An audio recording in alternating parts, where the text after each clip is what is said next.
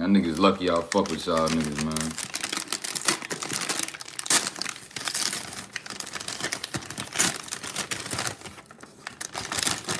That shit start lagging, niggas just start dipping on that shit. Niggas, everybody left. Bro, this fucking sauce, here we go again with this shit. Niggas need to tell me what the fuck this is, bro. Fuck this shit smell like that. This shit really stink, bro. No funny shit. Yo, let me know what the connection is like, my guy. What's up? Bro, what is this sauce, bro? The fuck?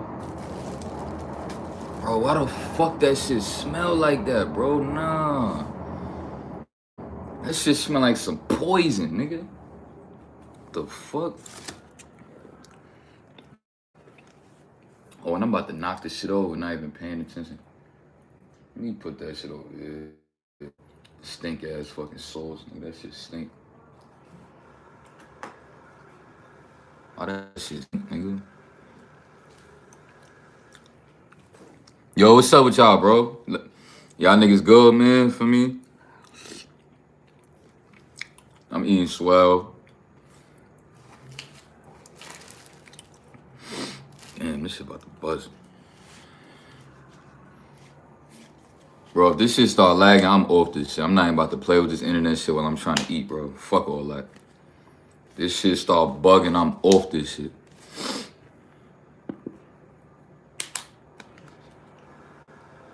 That's a fact.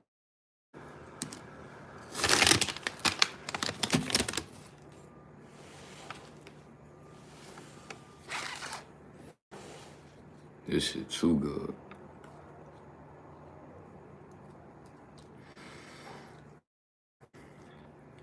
Feel me? I got some chana masala with some basmati rice, with some samosas, and some roti. Feel me? This chana masala right here is tough.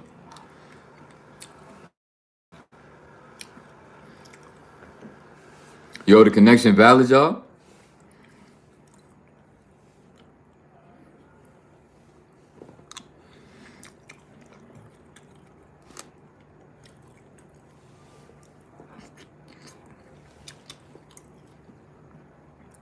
This shit's so good, bro.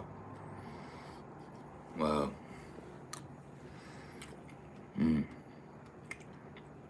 He said right now, yeah. What about the whole time you been here? That shit was cool or no? You mean like it was lagging, but it just got good again, or what you mean? Nah, I'm not sick, bro. I'm valid.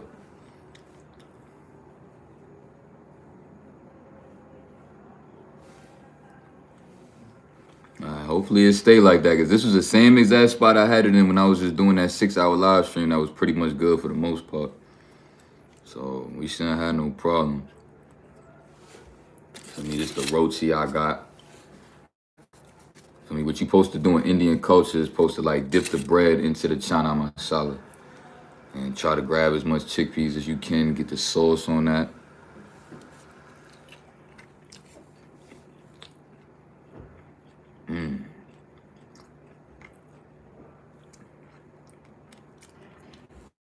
And this is gluten-free. So that's why this shit is more legendary. This shit is literally gluten-free. Like, what?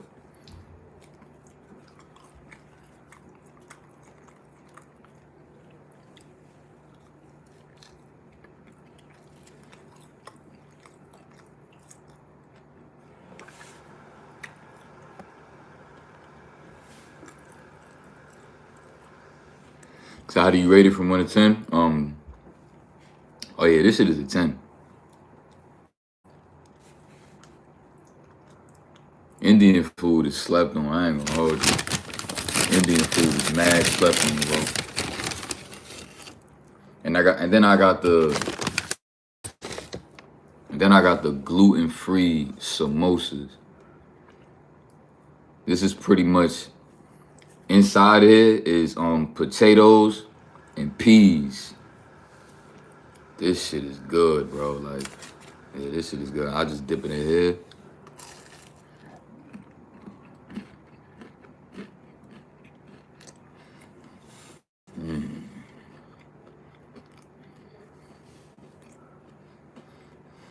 It's like mashed up potatoes with peas, and they season this shit so well.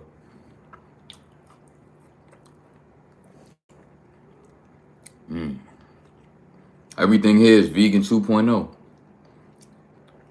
They cooked it with extra virgin olive oil. You know, everything here is vegan and gluten-free, soy-free, all that bullshit. Like, damn, that's damn good, bro. That right there is damn good. This bread right here. Gluten-free bread tastes this good.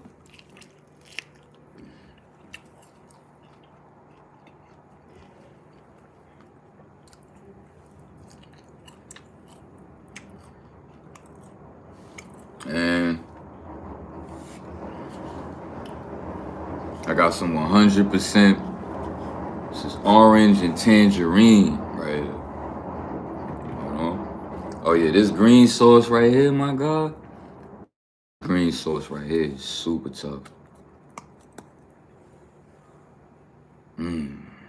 This might be the best smelling sauce I ever smelled in my life. I'm not gonna lie. I never knew a sauce could smell this good. Man. Wow. I just like dumped this shit on my beans and shit. And I put some of this shit on my rice too. Yo. Man. That sauce is tough. I don't know what the fuck this sauce is right here. Anybody that's involved in that Indian culture and all that, you gonna have to tell me what the fuck this is, my nigga.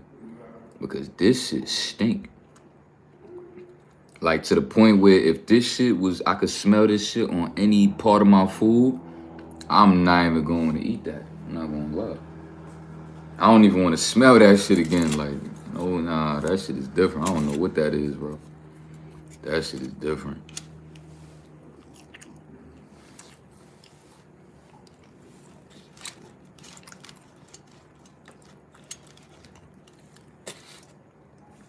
If y'all was in the live stream I was trying to do last night, you would have saw that I spilled mad rice on the floor by accident.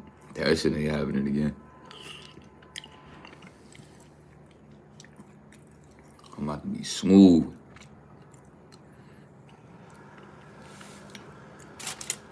This is tough.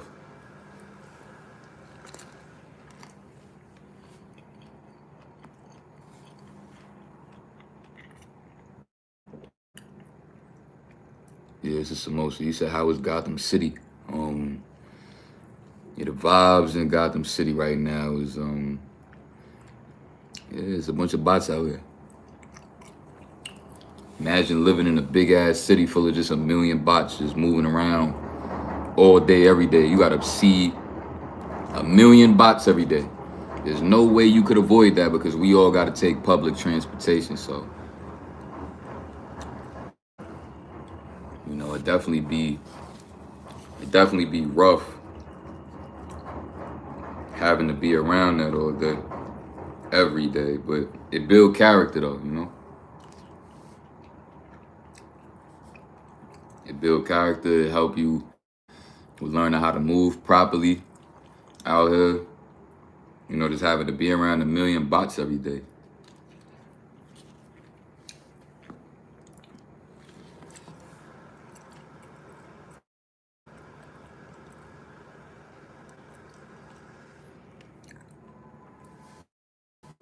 Wait, what he said?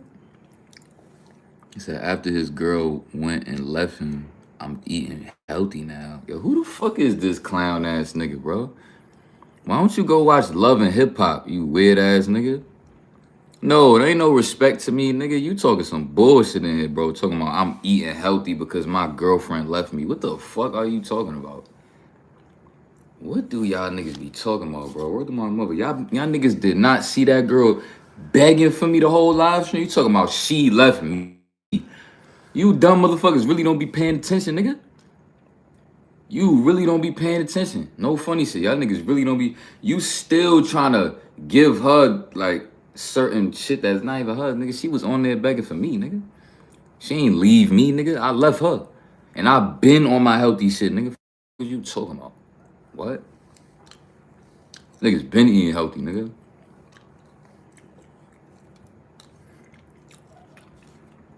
And then you laughing about it like it's funny. Like if I was to be one of them niggas, you'll be laughing at me. Like, who the fuck you think you are? What you think you better than niggas that move like that? That don't give you no right to try to laugh at a nigga that might be even trying to change his life around if his girl left him. And then you got bitch ass niggas like you that want to try to ego niggas like that. Yo, wow, look at this nigga eating healthy after his girlfriend left him. What the hell? Suck my dick. How about that? Since you think you so tough and you want to try to belittle niggas that you feel like you can ego, how about you suck my dick? Because I don't like niggas like you, nigga. I don't like niggas like you that feel like because you might have a one-up on a nigga, you can ego nigga. How about that, nigga? I don't like bully ass niggas like you. I tell bully niggas like you to suck my dick, nigga. And wait to see if you gonna do something about it, nigga. Since you think you so tough and better than niggas. Bugging the fuck out. I don't play with that shit. Hate you little content consuming ass niggas that think you could one up niggas because niggas is going through certain shit. You think you got the right to suck my dick. No, it don't. You don't got the right.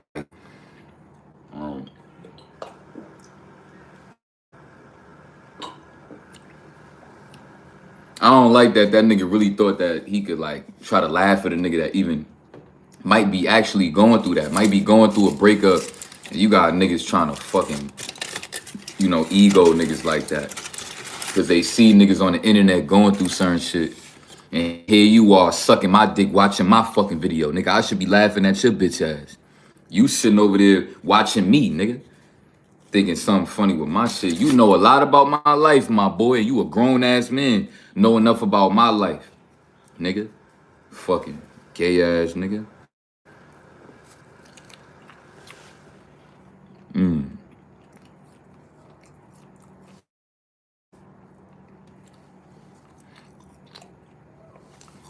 This is tough.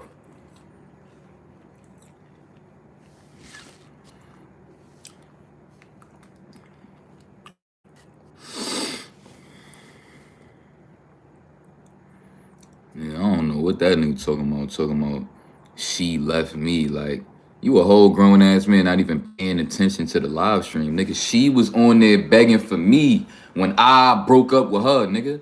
What do y'all niggas be hearing? Just cause a bitch is pretty, you niggas can't hear nothing? You niggas is not paying attention at all?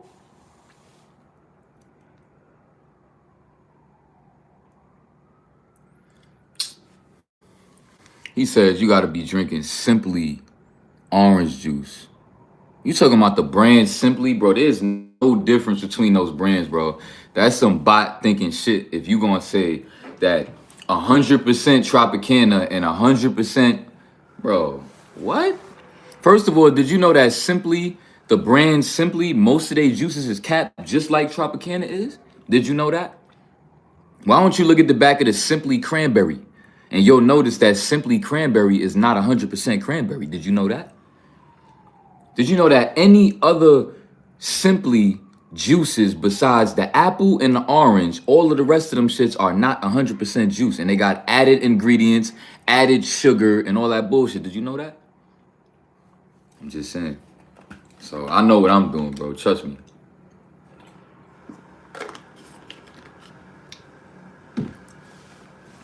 You probably not even on blood retention trying to coach me on my diet. Trust me, I don't need your help, nigga. You need mine. I don't need you niggas' help. You niggas need my help, because you niggas don't know about the importance of shit like blood retention.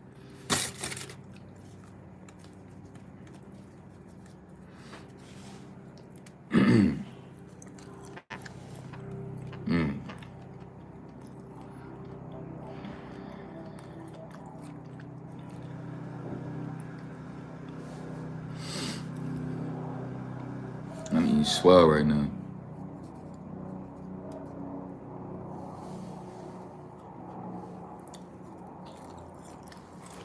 Last night live, I had to delete it because it was lagging too much. Yeah, I know me. I don't do the laggy streams. I don't do that. Yeah, look at how much chickpeas is in here. It was filled up to the top. Imagine eating a bunch of beans this big every single. And then I'm practicing blood retention and prioritizing my blood flow, putting enough minerals in my body. Then I'm doing my calisthenics and got my. I'm gonna be up.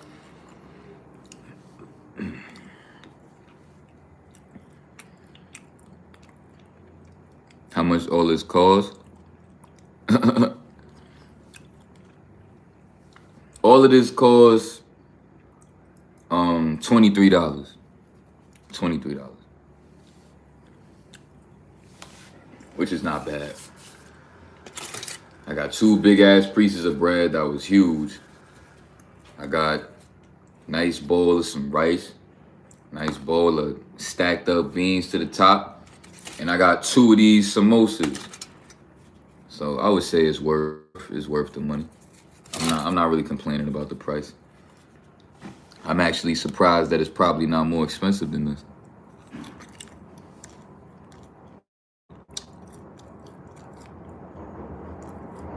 Facts.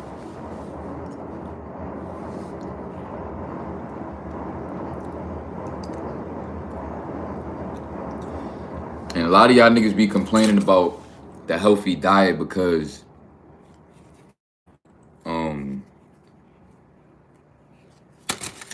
the healthy diet might be expensive. But I don't know what you niggas talking about.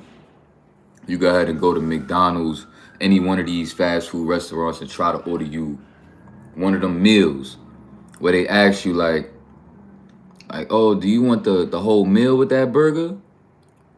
Where you get the French fries and the drink, that's gonna run you like $15.99. You know, probably more. So, and you got niggas that's in better living situations, better life circumstances than me, complaining about how eating healthier might be. Niggas like me making the sacrifice, nigga. Live from a homeless shelter. Making that sacrifice to pay for what the fuck I need to put in my body. I guess me and you just not the fucking same, nigga. I would never be fucking complaining about how eating healthy is expensive, nigga. I'ma just do what the fuck I gotta do. So y'all niggas don't be caring about your health. Y'all niggas just worried about semen retention and no fat.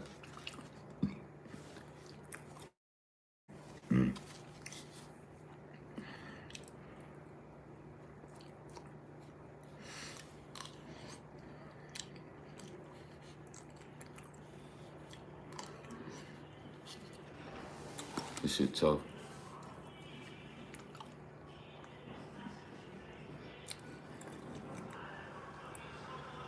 I personally can't handle Gotham City. I like natural and fresh fruits. Well, you know, New York City also has access to high quality shit for me. So yeah, I wouldn't say, I don't know if you're trying to say that New York City has no access to nothing natural, because trust me. First of all, New York City is the #1 tourist spot in the whole world, if not probably 5 or 5. So trust me, a place like this has to have access to certain things because this is a very, you know, people love to come travel over here. So trust me, New York got access to shit. Believe that. I don't know what y'all niggas think about the city, but there's definitely some spots where you can find you some high quality shit.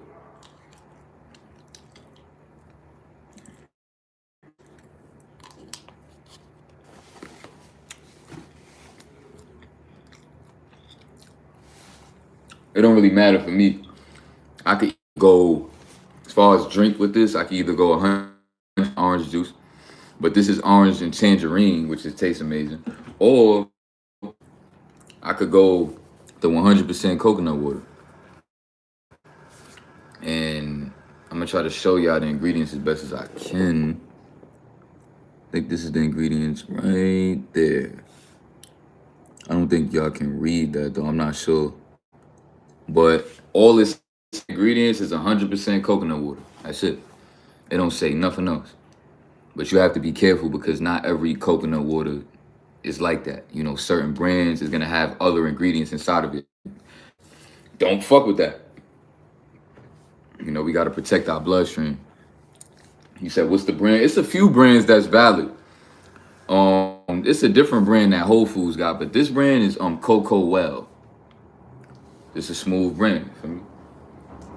100%. And that shit tastes amazing. Not gonna lie.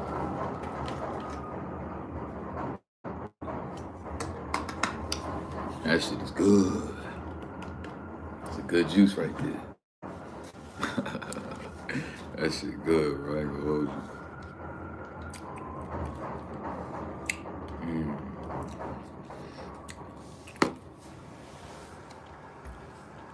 It's some good ass shit, boy. Like, I be feeling so fucking satisfied eating this shit every day. Trust me, I don't give a fuck. Nigga, I come from Franks and Beans every night. I come from eating chicken wings from the Chinese restaurant with Franks and Beans and shit. Nigga, I don't come from shit, bro. So to even be able to have access to your meal like this and eat this one meal every day, trust me, I could go 6 months, a year straight eating this shit every day and not complain. Like, I come from different struggles.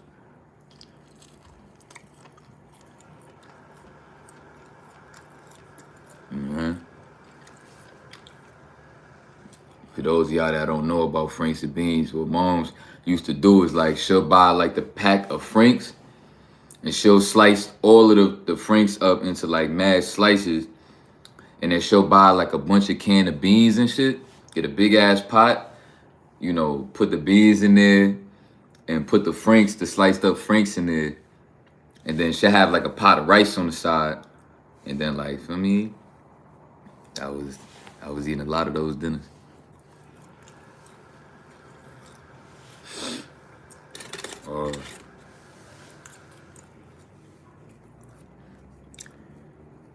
How much meals you eat in a day? The most I do is 2.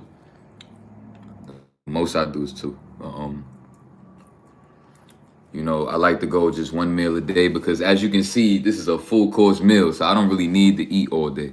I could just wait till I eat this shit and not eat nothing and be good.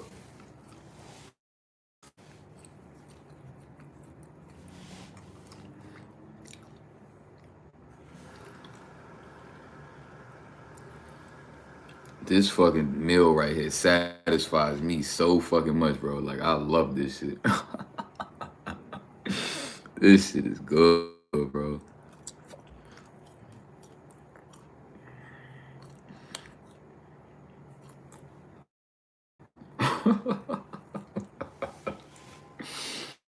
Damn, this shit is good, bro.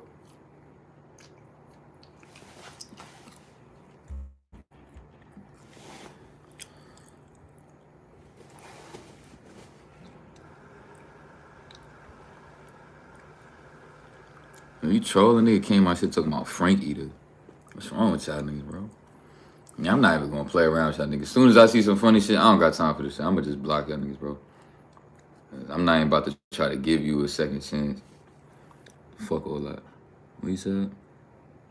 To build more muscle, should I eat before work out? I don't, but someone told me that will help. Nah, don't eat before you work out. Eat after. That's the best way. You want to have no shit on your stomach, you know.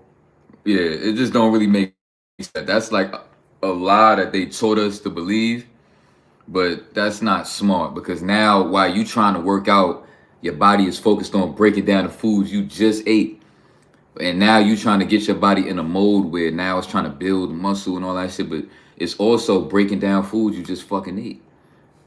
So the best way to work out is with absolutely nothing on your stomach. That's the best way.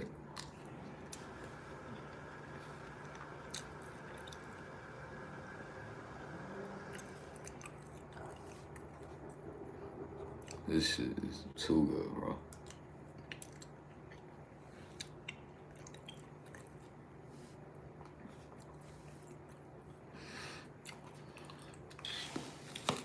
Said you want a bulk. What's even a bulk diet, bro? I don't know. We live in some weird times right now. Like, I be trying to tell y'all niggas, like, all we need in our body is minerals. That's all you need, bro. You don't need none of that extra shit. They lying to y'all niggas, bro. Got y'all thinking y'all supposed to be loading up on calories and protein. Don't fucking matter. That shit don't matter.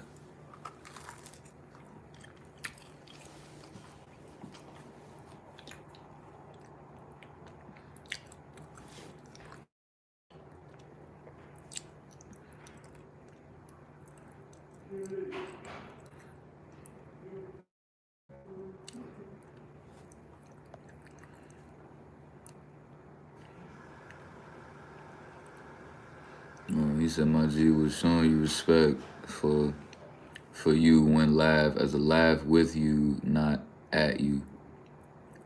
Yeah, I guess.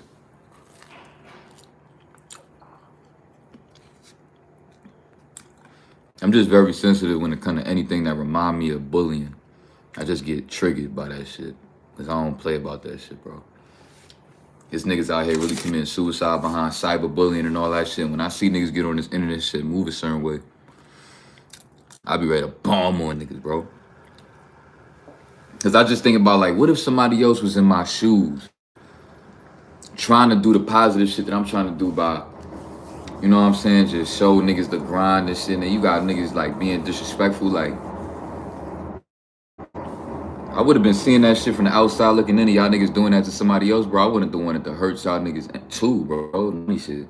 Y'all niggas is bugging on this internet and shit with that negativity, bro. Y'all seeing a nigga real life going through some shit. And y'all niggas be playing like this shit a game. Alright. Y'all niggas keep doing that shit. Word to my mother, keep that shit up. Word to my mother, niggas not playing with y'all niggas, but keep that shit up.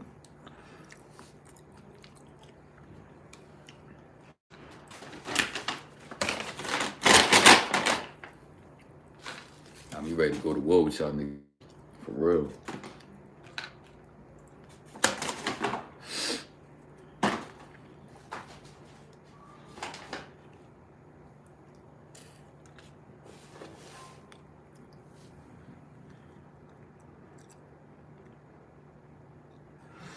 If you don't eat enough before you work out, you feel weak.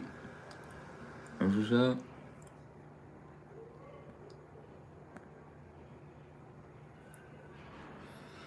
Man, you don't need to be eating before you work out. But like I said, that's just my own ideology. Like, I'm not trying to get on here trying to force niggas to do nothing I'm doing, bro. Because I really could care less what niggas do, if you really want to know. I'm really just doing my own thing, just, you know, talking about the shit that I got going on. If you want to do it, you could do it. If not, I don't really give a fuck, truthfully. I don't care.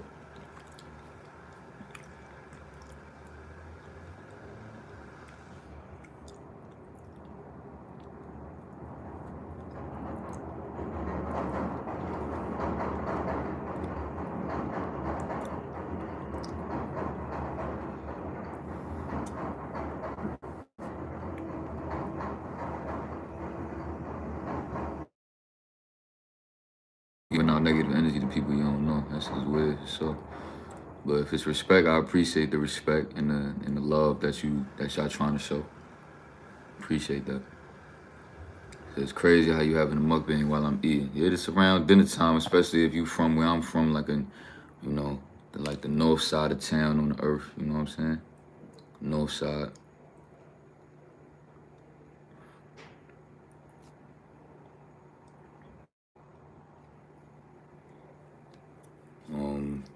Yeah, no, you know, shout out to the poor people. That's you know, cause just because you might not be homeless don't mean that you're not going through some struggles and shit. So if you're going through some shit and you struggling out here, you know, just keep in mind that shit is gonna build your character up. It's gonna make you appreciate, you know, the good shit. And this shit is gonna wake you up to the matrix. See, that's the beauty of going through certain shit in this world, is that it just help you really see the world for what it really is. You know what I'm saying? And the world is a real cold-hearted, you know, fucked up place. So, you know, the world is trying to show you that. Because if you wasn't going through certain shit, trust me, you would be blinded. You would be blinded by the success that you have, and then you wouldn't really be able to see what's really going on out here in this world because you so caught up in your own success. So the whole purpose of growing in life is to be able to have a certain perspective, the real perspective that you need to have about the world before your success comes. So, you know, if you're not trying to really see what's going on out here in this world, you need to wake up, because at the end of the day, you blocking your own blessings. Because that's what the struggle is all about. You know, just to accept what the world is really like. You know, when you got to grow up watching your mother struggle, it show you that, you know, yeah, that's your parents and you put them on a pedestal, but at the end of the day, like, you know, the people that you love is going through real life shit that eventually you may have to go through when you get to a certain age. And then, you know, that's what the struggle was showing me when I was young and shit. You know, like, you know, anybody could go through anything at any time, no matter how old you is, no matter how successful you think you are, something could always happen to you. So, you know, for those out there that be putting out that negative energy because you may be in a better position than me in life and you feel comfortable enough to give me any kind of negativity, y'all niggas don't have no street smarts, because this world is nothing to play with. We're trying to like do shit like that. Like, that shit is not gonna end well for niggas, bro. Like, putting other people down for going through shit. Like, I did something real beautiful the other day. Where like I had a Chinese on Christmas Day. I had a Chinese family meal that I got from a Chinese restaurant that I had to deliver to this Chinese family. And I was late to the delivery, or I think they just canceled it. I can't really remember which one. But I was walking down the street with the order trying to figure out what I was going to do with it. And I was hoping to run into the right homeless person. So, long story short, I seen this dude. He was like shivering out there, some black dude. I knew he was homeless, so I walked up on him. I was like, yo, bro, like, you hungry? And he was like, yeah. He was like, I damn sure am. I took off my book bag, went in my bag, and I handed him a small bag with like 2 different items in it or something like that. And he thought that was it. He was like, all right, thank you, man. And I was like, nah, wait right there. Pulls out the other shit, nigga. It's like a big ass bag full of like it was mad different plates in that shit, because it was for a whole family. It was Christmas Day. So I'm pretty sure this Chinese family really ordered like some whole family shit to start their day off or some shit like that. And I remember I pulled it out and I gave that shit to the nigga. I'm like, yo, here, take that. And he looked at me and he was like, bro, I don't need all that. Like, I'm good. I was like, nah, that's for you, bro. Merry Christmas. You know what I'm saying? And he was just like, wow. He was like, thank you. And he was like smiling and shit, like the food. And then I immediately just looked at how he was smiling. I was like, yo, bro, you got a beautiful smile, my brother. Make sure you keep smiling through these times. You know what I'm saying? Just trying to level with the nigga, because little do he know, I done been through the homeless shit before. I done been through certain shit in my life before. So I knew how to connect with him in that moment to just send him some positive energy to like help him get through on his Christmas day. Because, you know, Christmas is tough for like people that's really poor or like grew up poor their whole life. Like, the holidays come and we kind of build this resentment towards holidays because most of our lives we was like poor and shit. For me, so I pretty much just wanted to send that brother some good spirits, and I gave him the free food and shit. And mind you, I got paid for this shit. Even though they canceled the order, I still got paid for this shit. So it was a win-win for me. Gave the nigga the food. He started smiling. I complimented him on his smile. I was like, yo, you got a beautiful smile, my brother. Make sure you keep smiling through these times that you go. And he looked at me like he looked at me like he saw a ghost. And he was like, yo, that's Jesus in you, bro. He was like, that's Jesus talking through you, bro. And he started bugging. So I just stayed in like, you know, I stayed in frame just to like give him that experience so that he could really feel like that was the Most High that was looking to give him, you know, something for his Christmas to get him through. So I just was like, for me, I was like, I ain't even say that. I just was like, and then I just turned off. And when I turned off, I was like, damn, like that nigga was really like, he really had a moment just now. And, you know, that was the best part of my Christmas, honestly. That was a beautiful moment on my Christmas. Just being in a position, I always get happy about that every time like I'm doing my Uber Eats shit and a nigga might cancel the order, but I still get paid for this shit, so I could just give the food away to somebody. And just seeing the appreciation on their face to have like a whole meal that they probably, I mean not probably, but they can't get for themselves. I remember I did that shit to one nigga. You know what I'm saying? He was in the middle of the sidewalk with his cup out and all that. And I had the free food again because somebody canceled their order. So I seen the dude and I was like, yo, bro, you hungry, right? And he was like, yeah, man. He was like, you know, I'll accept change, food, whatever. And then I was like, he gonna love this shit. Cause I had some food from like a seafood spot. And it was like a bunch of like, you know, like seafood in there with a drink and everything. You should have saw the look on that nigga's face when I gave it to him, bro. That shit made me feel good. That look on that nigga's face, bro. He was like, what? He was like, you serious, man?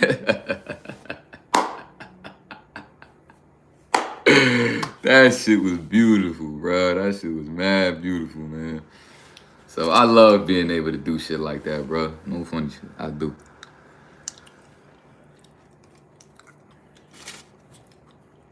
And plus, you know, I'm a vegan 2.0, so it's like, you know, I'm not gonna eat none of that food. Don't get me wrong, if I wasn't vegan, I would obviously eat the free food, you know, but I don't eat that shit, so it's easier for me. It is a great feeling when you're giving to people that need it, bro. It's a great feeling. Cause I know what this world is like and how it could drive you crazy so you get to the point where you drugged up and you just outside fucked up. I used to be growing up looking at them niggas like, bro, how the fuck is you end up like that? Where you drugged up on the street, like, what the fuck? Nigga, the more shit I start going through in my life, my nigga, I was like, damn, I know exactly why these niggas folded, bro. I know. And I just feel like I have this connection to those kind of people. Like, cause I know I felt that shit. I felt that moment where I was ready to completely just give the fuck up. I done felt that shit in the worst way. So nowadays, like when I look at them homeless niggas that's just all like strung out and fucked up, it's like I feel their pain, like I understand.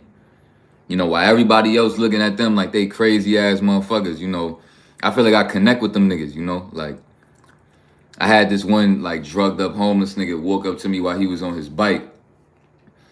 And he just like started talking to me out of nowhere. He was like, yo, man, this is my first time riding a bike. Like, I'm kind of nervous. And I was like, yo, man, feel me? Like, just lock in. Don't fold, bro. And then he just like rolled past me. He was like, just like holding on his bike. And he was like shaking while he was like on the bike. Yo, you know how your first time riding a bike and you trying to hold that shit steady, but that shit on some funny shit? Like, all right.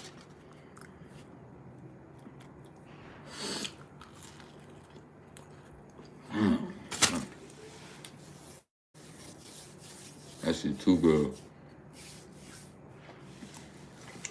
That shit good.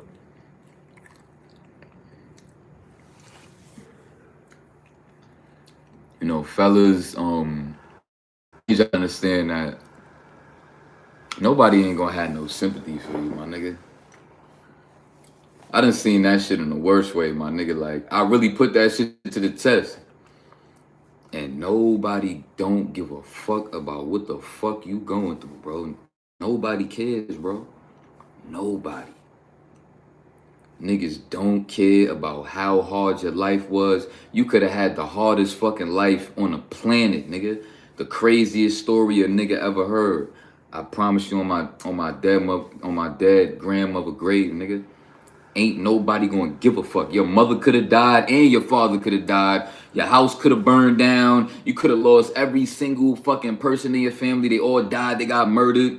Think about the worst story that you could think about. And just know that nobody give a fuck. Absolutely nobody. And that shit is gonna hurt at first when you trying to process that shit. So don't try to act like no tough nigga like that shit not gonna hurt you to have to process understanding that all of the pain that you went through in this life don't even fucking matter because you a man at the end of the day. And you gotta figure out how to just be a man or else you just look like a bitch. you know? But see, that's the beauty of being a man, because at the end of the day, when you processing things like, okay, as a man, I gain 300 million sperm cells a day in 24 hours, meaning that I am a very, very special, powerful being on this planet. I hold a lot of power. Nigga, my one nut holds the entire population to this fucking planet. If I time after holding my nut for 7 days, my one nut, I'ma bust out the whole population of this earth. So at the end of the day, the reason why it's so tough out here being a man is because we are born with power that we are supposed to be building on. But because they don't teach us this shit, it's rough. Because it's supposed to be the other way around. We supposed to be the most dominant, most beautiful looking alpha beings, you know, the most incredible beings to walk the face of this planet. But see, nowadays, women is that. Not just women, but OnlyFans models and porn stars. That's how you know the world that we living in is really some bullshit. To the point where the most glorified being on this planet is a porn star. Like, niggas gotta really process where the fuck we live at, nigga. We live in a world where the most glorified being on this planet is a fucking porn star. And a fucking Instagram thot. And an Instagram model, whatever you call that shit.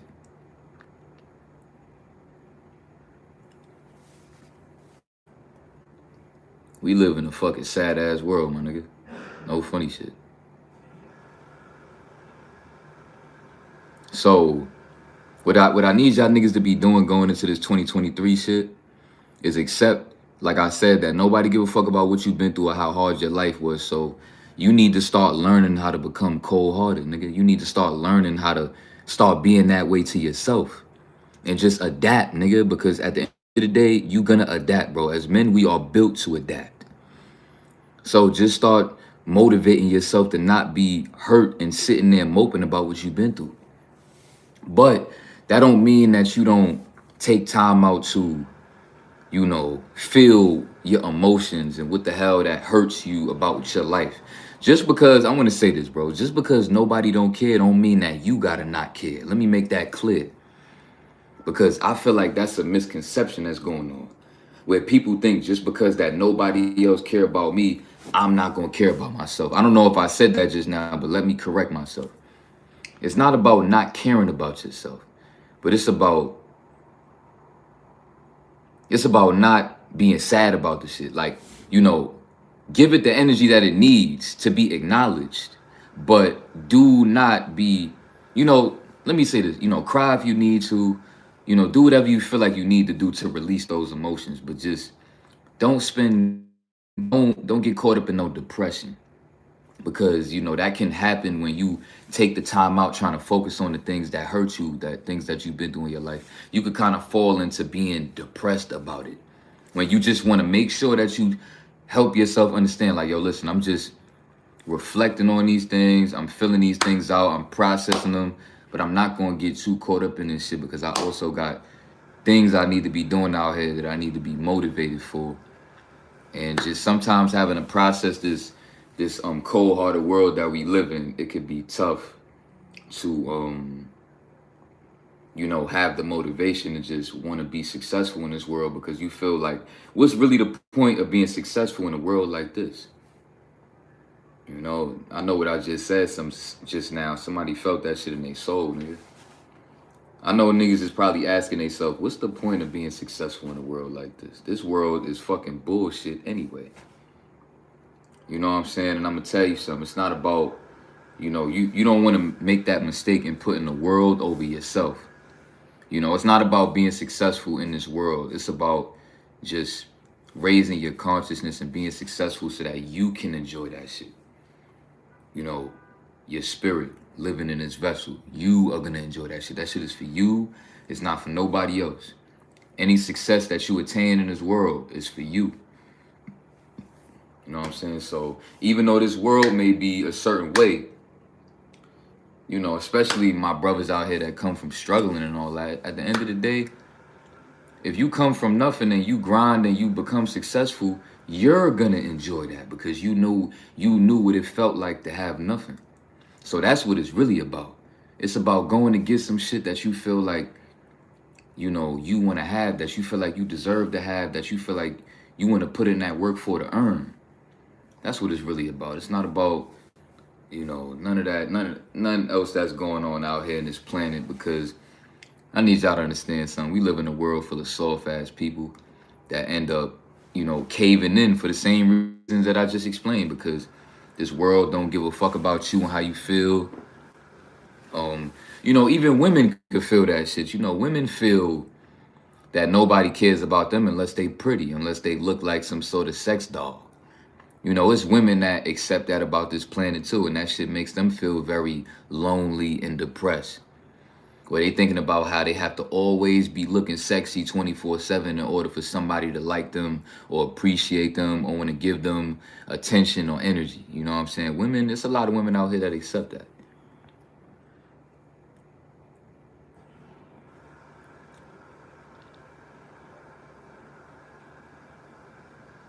And be the person you never had a chance to turn yourself into. Wait. He said, be that person you never had a chance to turn to for yourself. That's what yeah. And that's exactly what I'm doing. And what my channel was based off. Like, that my channel was based on that for me. Like, me wishing that I had a older nigga to watch his channel that was as raw as me. That I could come across his channel and find that shit, and I could start bracing myself for living in this world, or lonely, cold, and for me, shit like that. For me, but it took for me to have to go through certain shit to become this nigga to be that for somebody else. So, the fact that I could be that for other niggas that genuinely appreciate, my presence and what it is that I'm able to do, then, at the end of the day, I'm still completing the mission. You know what I'm saying?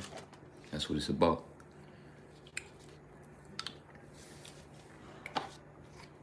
That's what it's all about.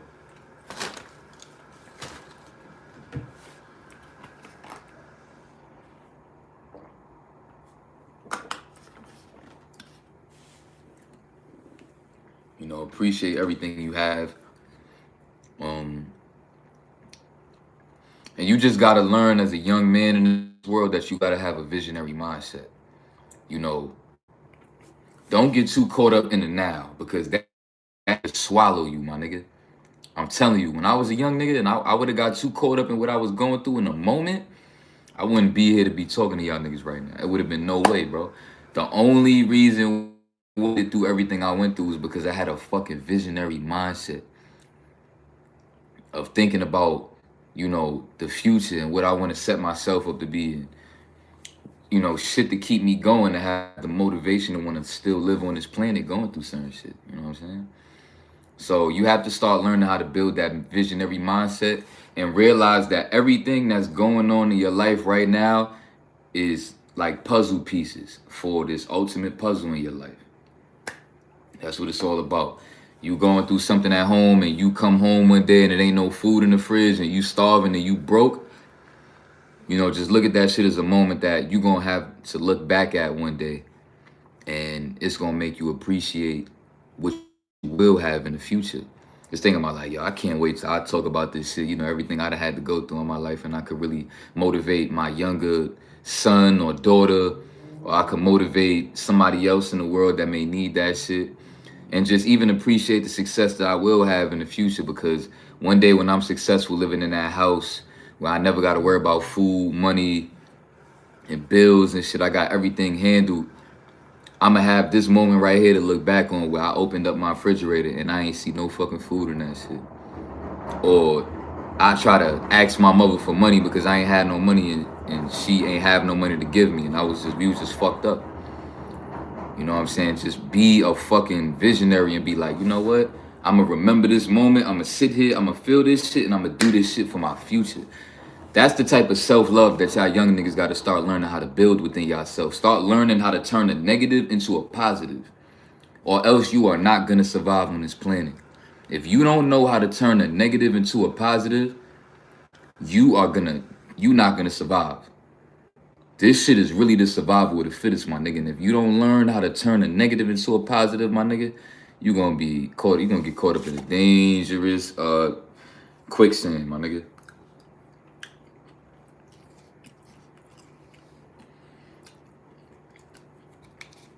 I swear.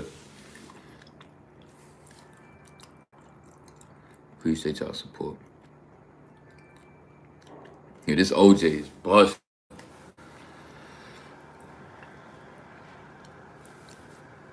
But listen, man, a lot of y'all niggas need to get out that mindset of like, we living in hell, bro. We not living in hell, bro. Understand that. We not. Don't get me wrong. The only reason why this world is a cold, cold world, let me make this very clear. This world is cold because this world is filled with people that gave up. That's why. Yeah, not literal. I hope not. You know what I'm saying? This world is just full of people that gave up. And that should help put in perspective to you that collective consciousness is in control of this planet. It's not even really the elites. It's that collective consciousness of people that have been beaten down by the agendas of this world. You know, they rule the world. All the collective consciousness of agents and bodies. That's what it really is. He keeps spamming this question. Let me just answer his question so he can stop spamming this shit. He said, bro, with cardio, can we run or sprint as much as we could on the highest intensity without worrying about skipping a heartbeat? Some doctors say we have to perform moderate exercises. What do you think? No, you don't have to perform moderate exercises. That's to answer your question. You don't have to do that. I would say just, you know, start playing around with your cardio journey because you want to try to find your own pace with like how you want to go about, you know, going about your own unique cardio journey.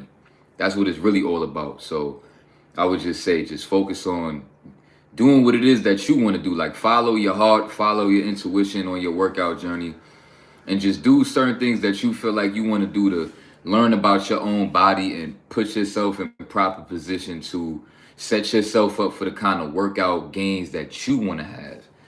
So I wouldn't really ask too many niggas for advice unless it's some fundamental shit that you need, like shit about stretching or shit about technique.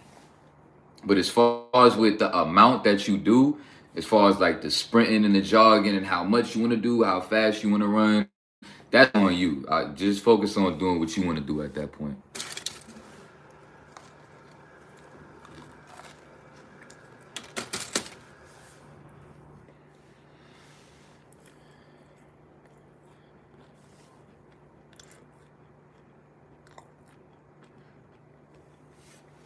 I am the type to do that, bro. Y'all niggas starting to get to know me. I see that. I'm absolutely the type of nigga to go walk through a graveyard just to get downloads. I swear to God. That's definitely some shit I would do. And I have yet to do that. So eventually I'm going to do that. And I'm going to probably live stream it. That'll be, imagine, what if I'm not going to do that shit in the dark. I'm not even about to act like I'm that tough because I'm not. I'm not tough like that. I'm not about to be walking through a graveyard at nighttime. I'm not tough like that. I'm going to keep it above with y'all niggas. That's a different type of energy. You go there, you do that shit. I'm going to be on that bitch. Y'all niggas going to see me with the phone shaking trying to be on my, for me, I'm going to be nervous out there.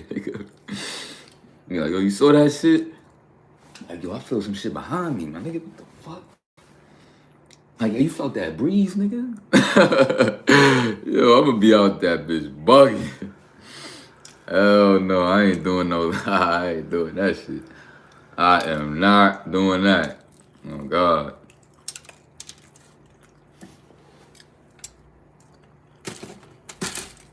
The Grim Reaper gonna be out there. Word. Word. I'm not doing that shit, bro.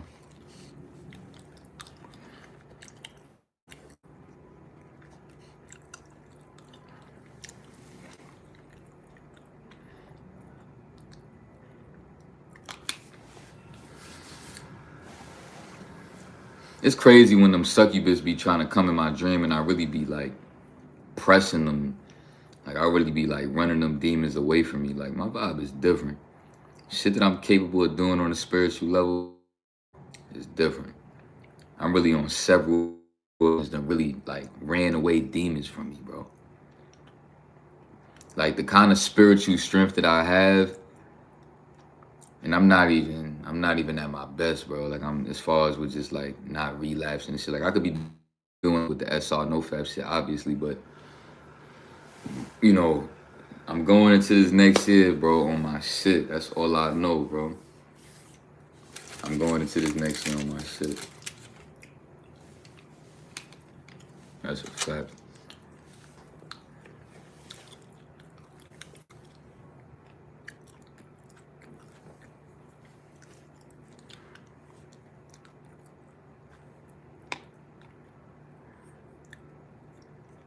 The balls in your head. That's a fact, bro. I'm locked in for this next year, bro. I'm not playing around.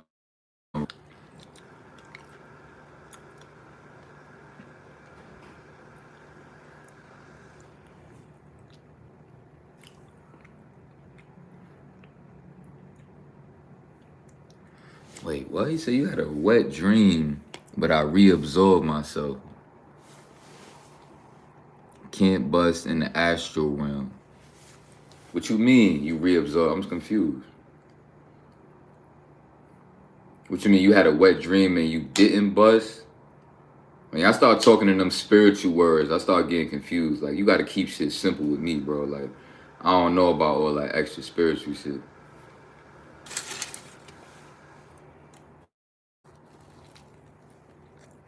Oh, you kegel during your sleep. Okay. Okay. He's like, you what?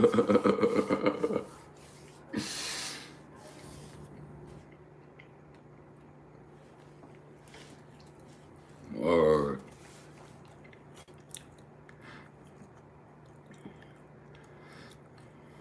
do you know it's after a relapse, bad luck happens? I feel like that bad luck shit with the relapse shit is 100% real. I'm gonna tell you why. Because at the end of the day, your body is like water. So the way you feel is gonna manifest in the real world. Because our body is water, we are very sensitive, which is why they want you guys to be binging on certain bullshit ass music and shit like that, because we are water. So the shit that we listening to, we gonna eventually become. You know, why you think it's a bunch of niggas out here that drink lean and shit like it's normal, or pop pills like it's normal. They really was listening to all them other rappers that was really promoting a certain agenda for these elites, that these, you know, record deals that they signing. They promoting an agenda for people to be binge listening to. They promoting the fuck out these rappers that's promoting that nasty ass way of living. Because eventually most people just gonna accept that it's okay to just pour some lean in your Sprite. And oh, it's cool because look, if I pour the purple in my Sprite, it's gonna change colors and I'm drinking purple Sprite. Like, niggas is kids, bro. That lean shit is literally liquid heroin. Niggas is bugging. But yeah, be careful what you listening to and shit. And like I said, I was trying to say, like, you know, the shit with relapsing and the bad luck that come with that shit is that you are gonna feel mad fucking guilty for relapsing. So if your whole consciousness is feeling mad fucking guilty after a relapse, then shit is gonna start manifesting in your real time that is gonna just make shit harder for you, bro. That's just the way this world is, bro. Like, really take that shit in going into this new year, bro. However you fucking feel is gonna manifest, nigga. And you're gonna be living your own little unique fucked up world, nigga. And that's how they trap you, bro. But you have to, like, observe that shit from the outside looking in. That shit is happening right before your eyes. And once you start to fucking see that shit, you're gonna be like, oh shit, I gotta change the way I feel. I gotta start doing positive affirmations. I gotta start listening to high frequencies and binaural beats. Meditating, you know what I'm saying? Putting the right foods in my body, because if my vibe can affect the world that's I'm living in, then what about the foods that I'm putting in my body and what the foods is doing to my energy as well? However, my body, in whatever state that my body is in, is also going to manifest in the real world. So you have to be, you know, aware enough to be able to process things like that. You know, be very conscious of how you are feeling on a day-to-day. Pay attention to yourself. That is really the whole purpose of being a lone wolf, my nigga, is to take time out to focus on yourself so that you can start to manifest the world that you want to live in. Don't get caught up in the outside world. Remember that you are living in your own fucking unique world. And we all just are coexisting out here. But everybody's world that everybody is living in is different and unique. And you have the ability to change that. Just start being aware of that shit. And you could completely shift your whole reality. You know?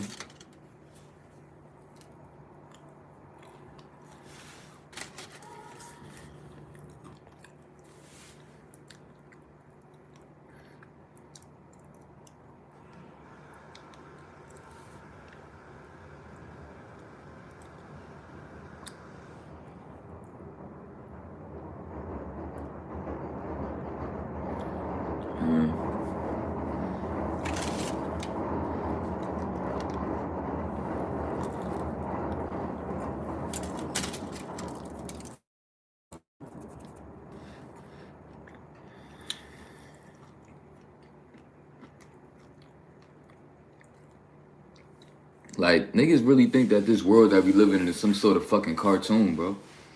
Where you could just go to a fucking store and just put certain shit in your body, get you a bag of chips with a soda, like, because all you think that matters is when you eating it and you could taste it on your tongue, and you know, you just feel like food only exists where you can feel it and see it, which is in your mouth.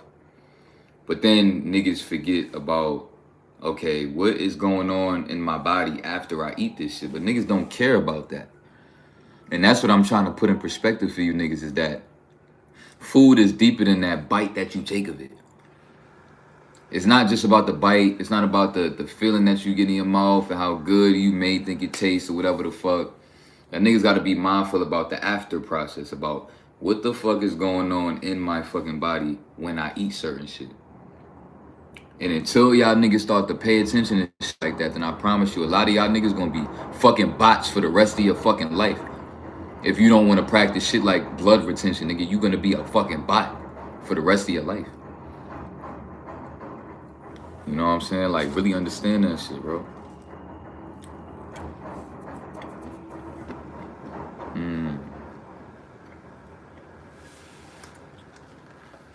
And I got another one.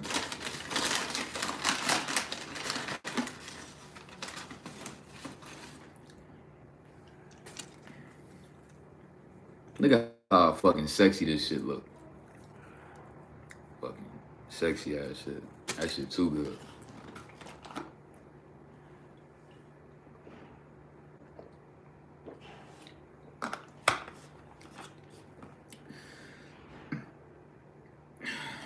That shit is good, bro. That shit is fucking good. I'm super satisfied. Cause that blood retention live was a glitch in the matrix. I'm telling you, bro.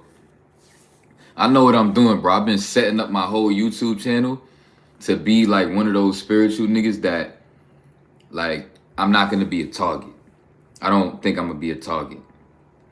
I feel like I'm setting this shit up perfect. You know what I'm saying? And even if I do become a target, that shit is just gonna make my fucking agenda be bigger.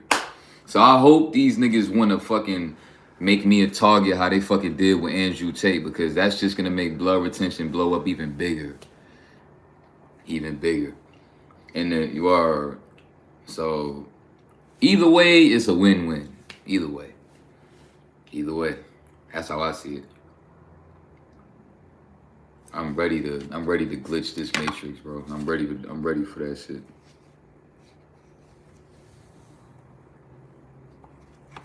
I'm ready for that shit.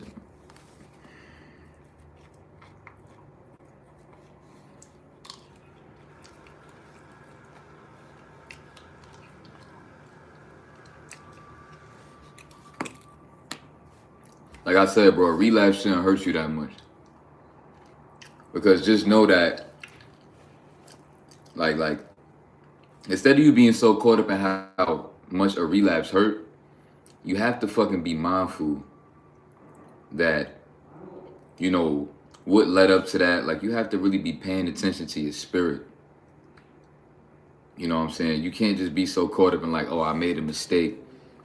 Like, you have to fucking get out of your feelings and focus on what you need to be doing so that you can eventually overcome this shit. Don't get too caught up in the mistake, my nigga.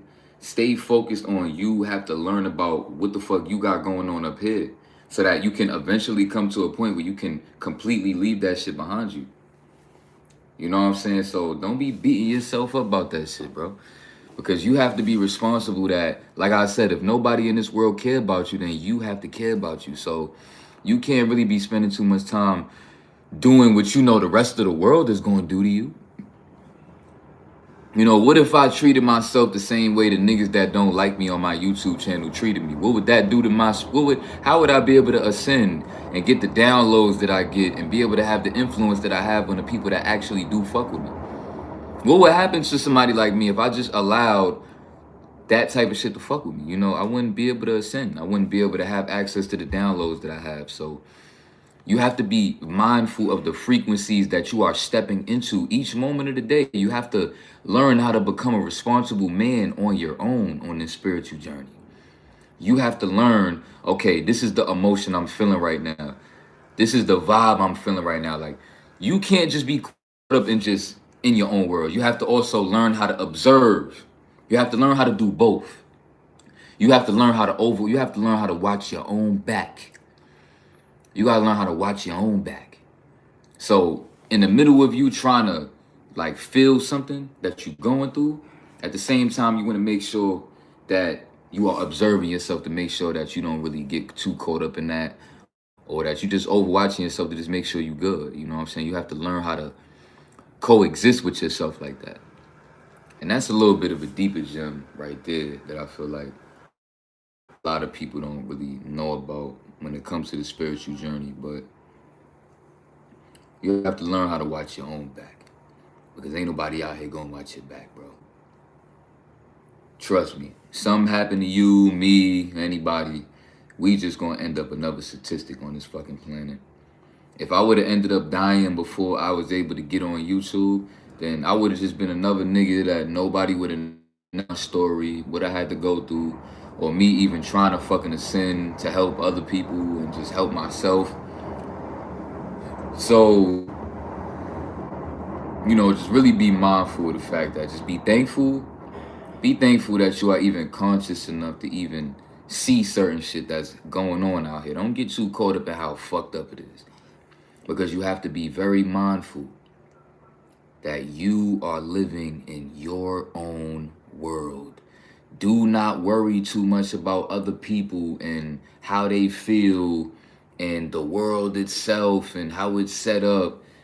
Worry about yourself. Everybody watching this live, worry about yourself. Don't worry about nobody else out here, bro. Hey, coach, you know you at 9,970K. 900,097. Damn, so I'm pretty much at 3,000 views to a million. I don't know if I'm reading that right, and I sound like a illiterate nigga, but that's crazy. Yeah, so I'm about to be at a million views. That's, you know, that's cool, bro. That's cool. Yeah, and I got more million views that I need to hit, because there's more people out here that I need. You know what I'm saying? So that's beautiful. I done overcame a lot of weird ass shit on this internet shit, boy. You know what I'm saying? Like, so that's a beautiful thing. I appreciate y'all niggas for the support.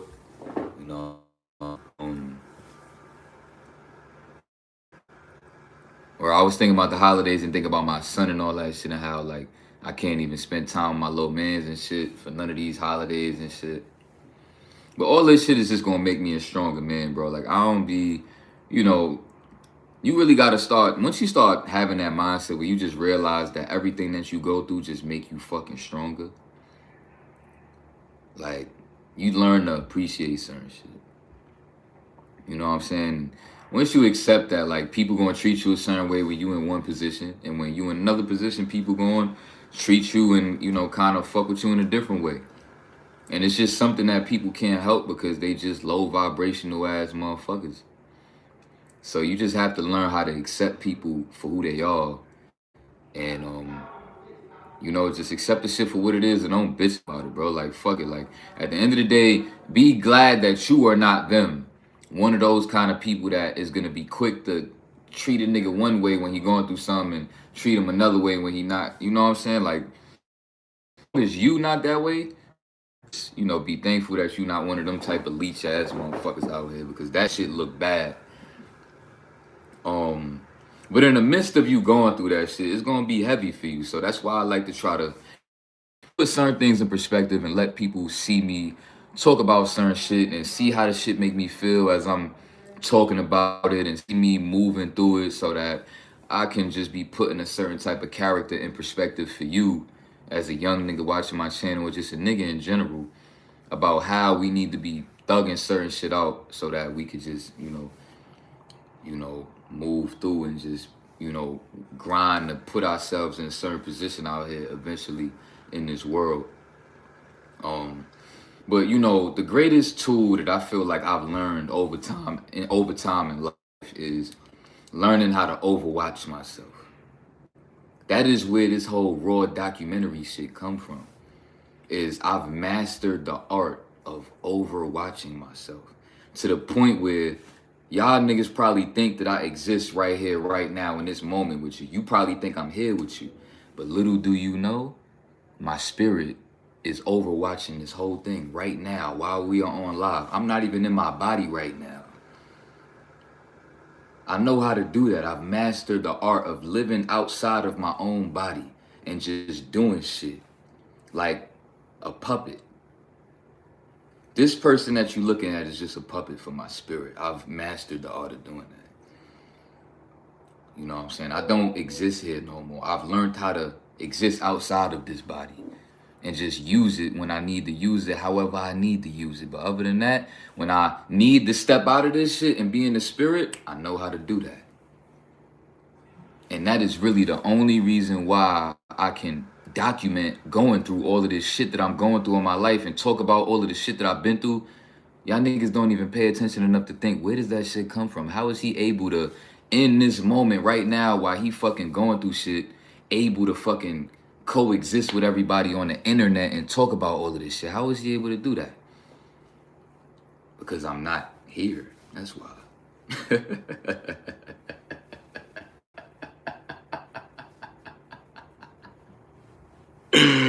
That's why. Because I am overwatching this whole process, and I'm just guiding it spiritually. You know what I'm saying? Like, I'm learning how to control my own vessel so that I can help you guys master yourself from a higher vibrational standpoint. A lot of niggas ain't gonna catch what I just said just now, but let me repeat it. I am learning how to master my own body from an outsider's perspective so that I can teach y'all how to master yourselves. That's what I'm doing. That's what I'm doing. So me overwatching myself, you know, learning as I go and mastering certain things about myself, as I've been able to get to the point where I have came up with something as great as blood retention, you know, then I'm mastering this vessel so that I can teach y'all through this vessel how to master your own vessel so that you can get to the point where you can start to overwatch your vessel the same way that I do. So that when certain shit is happening in your life, none of that shit is going to really be bothering you like that. You know, you're going to have moments where you feel that shit, of course. But are you going to more so feel it from an outsider's perspective, as if somebody else is telling you about it? You know, you're not going to be in a place where you are the victim, you know, like people that go through certain shit and they kind of build this victim mentality about their life. Like, why me and all that shit. I don't have that. I'm just looking to do something greater than myself, greater than the greatest thing I can possibly think about, which is, you know, you, this vessel that been through everything that it's been through in this world, to try to use this same vessel to put out messages to fucking inspire people and shift people's mentalities, and use this vessel to do it, you know, from a spiritual aspect, overwatching this shit. And the reason why I could talk my shit like this on this platform is because, like I said, up to a point where it might be niggas listening to this shit, they might not even take me serious what I'm saying right now. And that's exactly what I want you to do. That's exactly what I want you to do. So,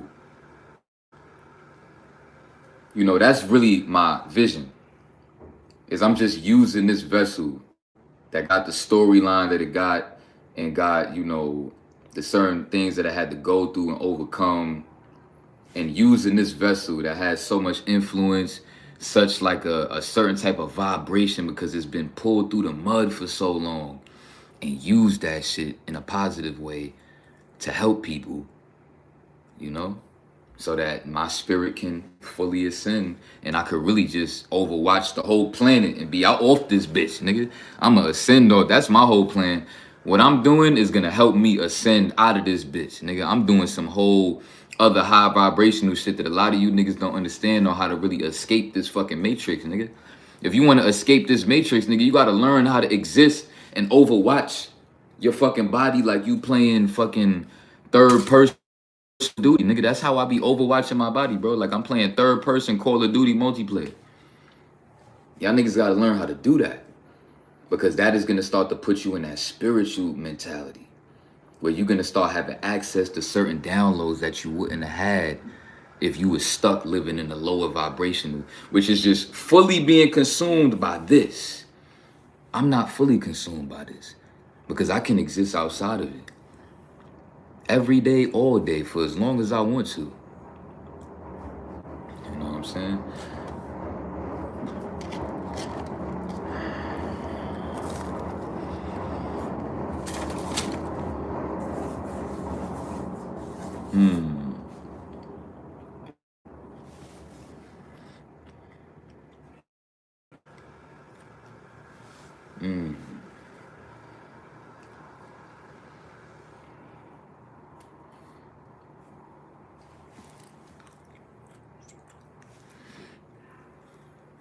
Appreciate you, my guy.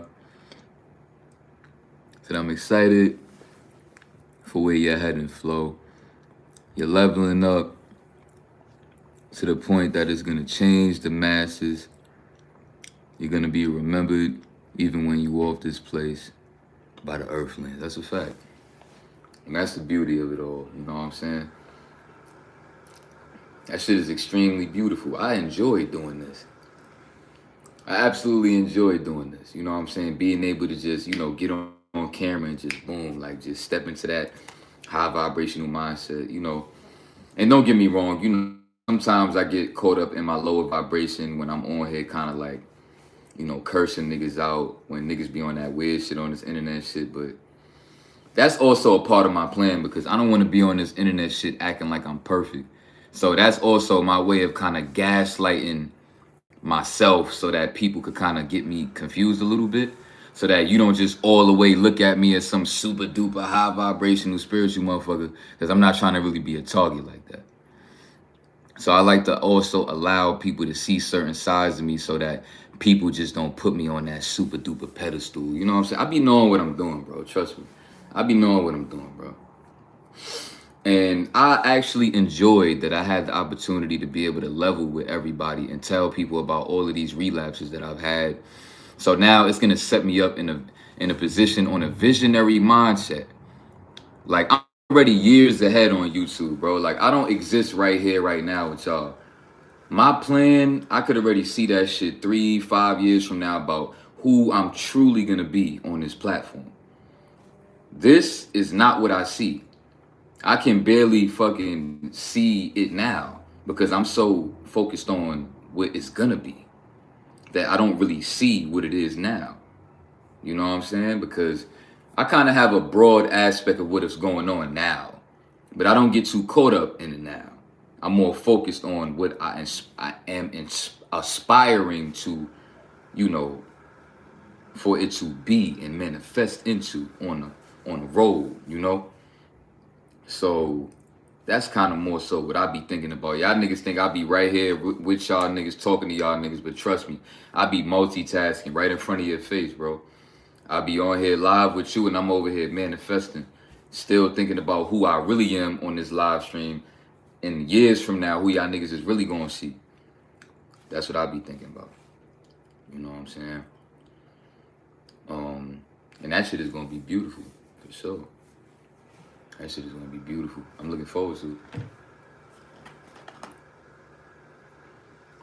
it. Because everybody's gonna remember. See, let me tell you niggas something about manifestation.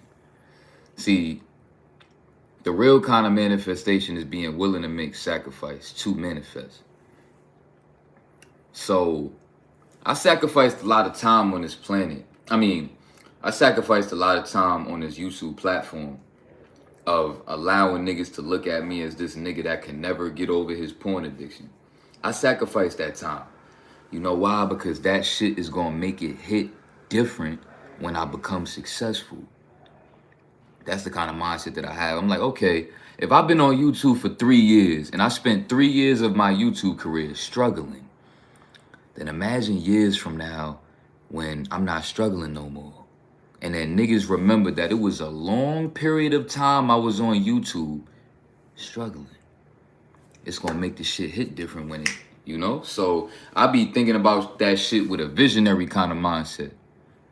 You know what I'm saying? To where people gonna really be able to have a large chunk of fucking content to be able to come back to when I'm successful.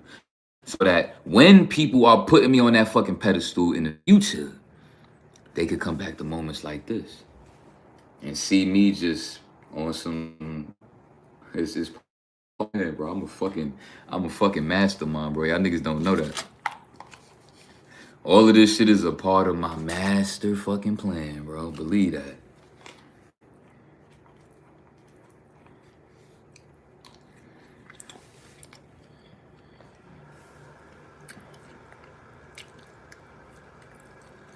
That's a fact. You creating a good past to lead up to the good future. And we all gonna be happy. Appreciate that.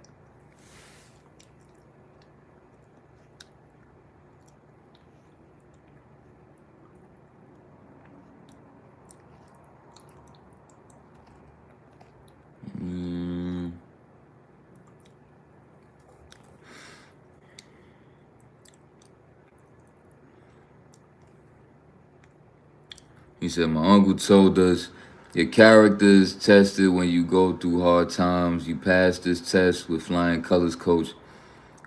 You really looking high vibrational right now. I like this side of you. Appreciate that, my brother. Appreciate that.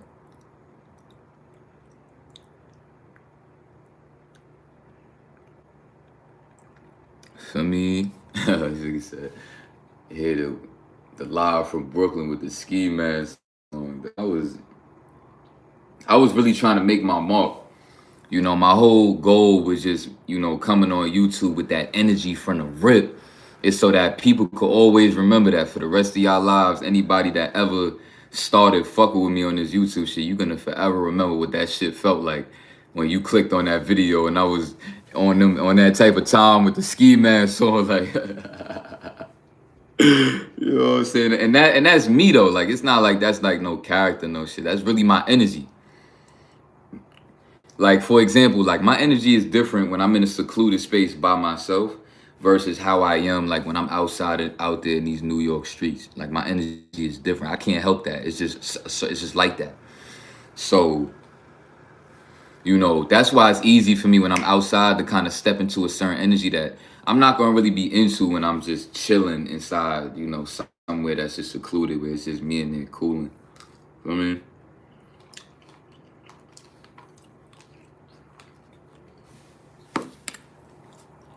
But that's forever me, bro. The reason why my voice sounds a certain way is because of the shit that I've been through. Like if you like take a moment to like just listen to the way my voice sound when I'm trying to project a certain kind of energy, then you would be able to understand the type of pain that I experience in my spirit. Like just hear the bass in my tone of my voice when I'm saying shit like that. Like it's your boy live from Brooklyn. Like all of that bass in my tone when I'm talking like that. Y'all niggas gotta pay attention to that because that shit right there on a deeper aspect resemble a lot of pain, which is why you can hear the pain in the tone of my voice, where it kind of just gives you this kind of vibration where it's like, damn. You know what I'm saying? Like the way it sound like that. That bass in my voice come from, at least I understand that about myself. A lot of y'all niggas may not be able to pick up on that type of shit because y'all may not be there yet spiritually, but I've spent enough time with myself to understand my spirit and why, even to down to the tone of my voice, why it sound like that. Like that's the type of relationship that I've been taking the time out to be building with myself. And yeah, that's my spirit trying to get that shit out. So that's why I talk that's why my tone is a certain way. And that's why sometimes I be so quick to just disrespect people, because that just feels like sometimes the opportunity for my spirit to just blow off some steam. Because I just got a lot of pain in my system that I'm trying to transmute out so that I can be rid of that shit. But I don't think that should ever go anywhere. I think it'll always be a part of me. You know, I just, it'll be, you know, kind of tamed to a certain degree. That's what it's really about. But I think at the end of the day, for as long as I'm living on the rest of this planet, you know, niggas is always going to hear a certain type of bass and tone in my voice that is just going to let you know that, you know, my vibe is just different. I've been through different shit. And that's why my voice just come off a certain way, especially when I start really raising my tone and I want niggas to really hear me. Like, you know, just the way, you know, the frequency of my voice, you know, that shit resembles what I've been through. So my voice is very special to me. You know what I'm saying? I don't talk to much people. I don't like to hang around people if I don't feel like they worthy of hanging around me. And when I go to do my music, I'm going to be very mindful of how I'm transmuting that, because I feel like I'm going to have a very large impact on the music industry. But I'm not signing no motherfucking deal. Fuck all that. You know what I'm saying? So I don't even need that shit. Like, I'm not gonna have to need to sign no fucking deal once I get in the fucking studio, bro. I know how to put videos together. Nigga, I was on a fucking train, nigga, with my ski mask on, smoking a blunt through the ski mask, nigga. Looking like a real live New York drill rapper with the Scully on over my ski, smoking through the ski mask on the A train, listening to UK drill beats, and just putting everything together in my mind right there by myself on that train seat, just like listening to the beat. I'm already thinking about what the video would look like. I'm thinking about, you know, what the studio session is going to be like. I'm thinking about how I'm going to put the song together, what's going to be the approach to the song. Like, I could do all of that shit just like this. Long as I hear a beat that I like, my mind start doing this. I just start putting pieces together. Boom, boom, boom, boom, boom, boom, boom, boom, boom, boom. Then I got the song. Easily. So to the point where my video gonna be fire. You know, the song, the way I'm gonna put it together, every minute of the song is gonna be put together perfect. You know what I'm saying? And where I could kind of give you an example of like my ability to do that is for those that listen to my SoundCloud and you heard this song that I came out with called Pull Up. You know, for those that heard that song on my SoundCloud called Pull Up, if you listen to that song from beginning to end, you would kind of understand what I'm getting at. Is that I have the ability to be able to make a song from beginning to end be to where like you're not gonna want to click off that song. I know how to do shit like that because I'm, you know, I grew up my whole life and I really appreciated music in a different way growing up. Because I really appreciated how music was able to help me get through certain shit in my life. You know, like songs like Kanye West, Stronger, work it, make it, tune up, and sound on up, enter faster, stronger. I know to be younger, and I can't take much longer. I know I got to leave right now, but I can't wait much longer. What? That was my song. Work it, make it, you know, as I on up, inner, faster, stronger. Bro, what? Kanye West spazzed on that song. You know, songs like, you know, him and T-Pain, you know, the Welcome to the Good Life, you know, think about what my life would be like when, you know, I'm successful. You know what I'm saying? You know, classic songs like, you know, Tupac, Dear Mama, you know, Nas, New York State of Mind, where him and AZ was going. No, that was Life is a Bitch, matter of fact. Life's a bitch, then you die. Life's a bitch, then you die. But I wonder why, cause you never know when you gonna go. Life's a bitch, then you die. So we get high, cause you never know when you gonna go. Life's a... What? That was my shit. And then Nas came and I woke up early in the morning. Is my birthday. It's a blessing. I'm blessed. I'm an adolescent. Oh my! I wish I remembered that song. He was bugging on that. Like my first real introduction to like real hip hop was listening to Kanye West, Nas, Tupac. You know what I'm saying? Even songs, even Michael Jackson, like hearing songs like Thriller, Billie Jean, you know what I'm saying? It's just like Michael Jackson was able to help me step outside of the hood shit and help me just experience a different kind of music that I could appreciate. So Michael Jackson music was helping me able to like, you know, because obviously listening to people like Kanye West, Nas, all of these niggas is from the hood or grew up in poverty. And of course, Michael Jackson come from that too, but just like the frequency of his music just kind of gave you a different kind of feeling that I appreciated.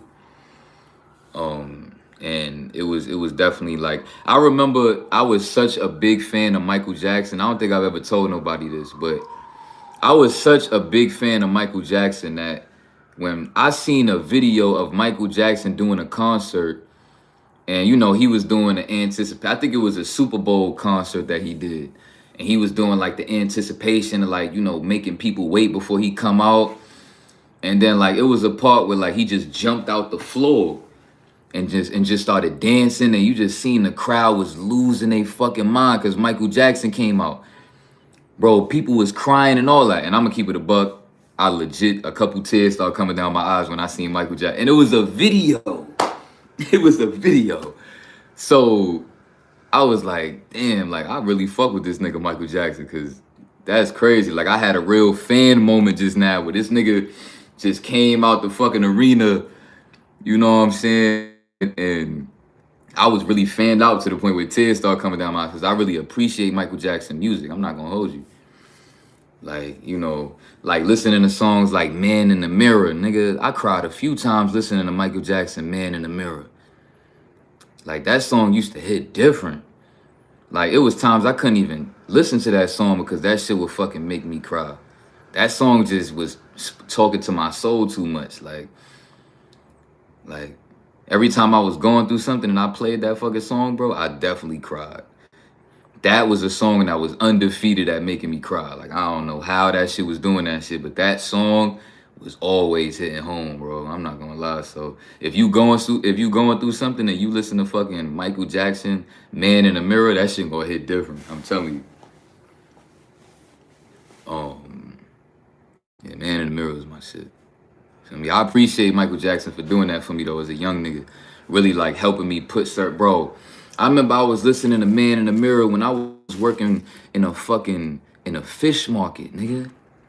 I used to work in a fucking fish market where like it was like a fish restaurant, and I used to be a busboy where I like, you know, my job was to like once you finish eating your food, I had to go to your table, and I had to go take all your dirty dishes and bring it to the back. And my job was to just walk around in circles in the restaurant and just, what's up? Yeah, just me. I had to walk around in circles in the restaurant, and just anytime somebody was done with their food, I had to just go pick it up and go bring it to the back so that they could do what they do with it. And chill, that was tough going through that because I was only getting paid like $90 working that job. Imagine getting a paycheck, my nigga, for working a couple days. You did a couple days working at that job, like a couple like 5-hour shifts, and you look at your check after doing a couple days and you see you only got $90, bro. That shit hit different, my nigga. I definitely cried that day. Cause I was just going through too much shit. I'm like, yo, bro, I lost my job at the hospital. My mom's just acting different with me because I don't got no job. I got no choice but to work this shit. But now I gotta go home and explain to my mom that I only got a $90 fucking check. You know what I'm saying? Like, and then I think my baby mom's was pregnant at the time too, if I'm not mistaken. I don't think she was. She might have been or she might not have been, but just like, that shit was tough. So yeah, I done really been through the mud, nigga. I done really did certain shit, really had to grind in certain ways. You know what I'm saying? Like, to the point where like that shit is just gonna make me a different type of militant person. You know what I'm saying? In the future, especially. You know, so I appreciate times like that where I had to go through certain shit.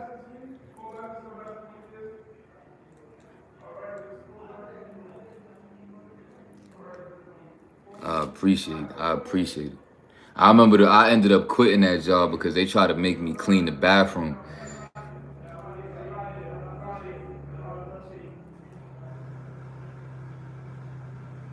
And I had to clean the bathroom, and I remember they was telling me, you know, that I had to do it, and I was like, yo, this is not in my job description though to be cleaning the bathroom, bro. Like, I thought I was just a nigga that pick up dishes.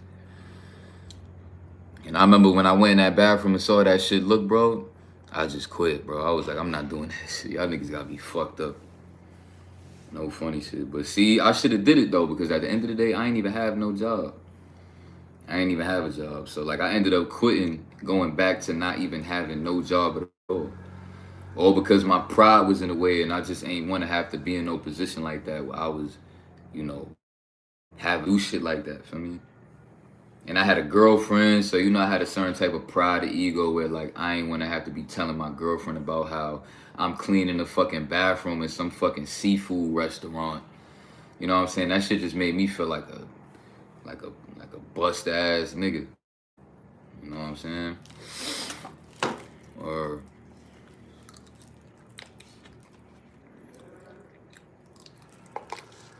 but you gotta go through shit like that so that eventually, like I said, you could get to a point in your life where you could look back on shit like that. And that shit is gonna really be worth it, my nigga, because it's gonna make you feel so fucking good that you went through that shit and you rolled it out, my nigga. Because now look at me, I'm working a fucking job that I fucking love. I'm making great money working this job, and I work on my own hours, on my own fucking boss. I'm set up in a position in a homeless shelter where they helping me get my shit together so that I can eventually move out of here. And I don't even got to pay all of my rent for the next 5 years. They're going to be paying like 80% of my shit. So I got a lot of things to be thankful for in this time, you know, going into 2023. I'm in a better position than I've ever been in my life as far as like being on my own. And I just want to make sure that I'm very wise about my next move on this journey that I'm going to be on, you know. So that's really the movement. Chana masala done.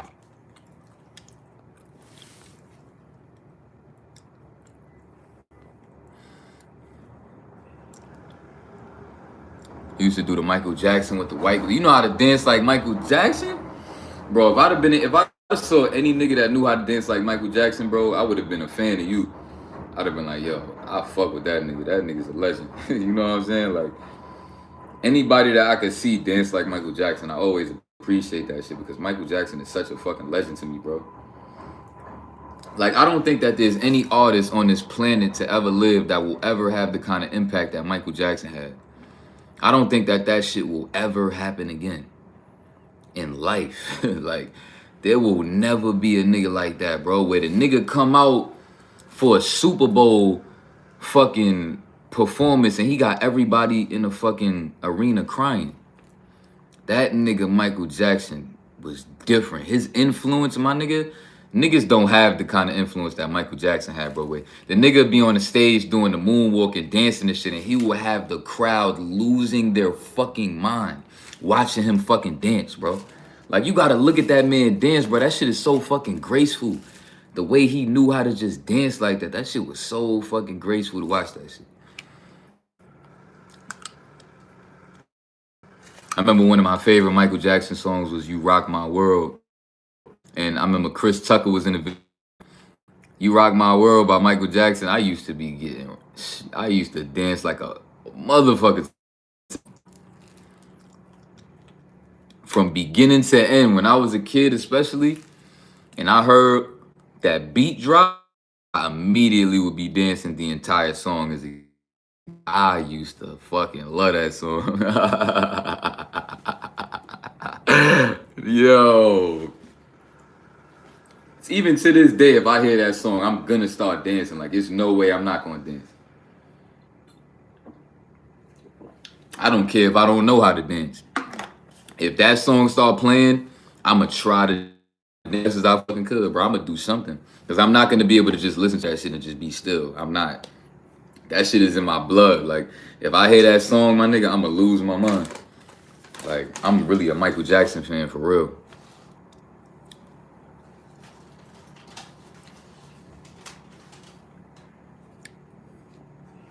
Is that government assistant legit, coach? I want to know, because when 18, I plan on getting an apartment through this company.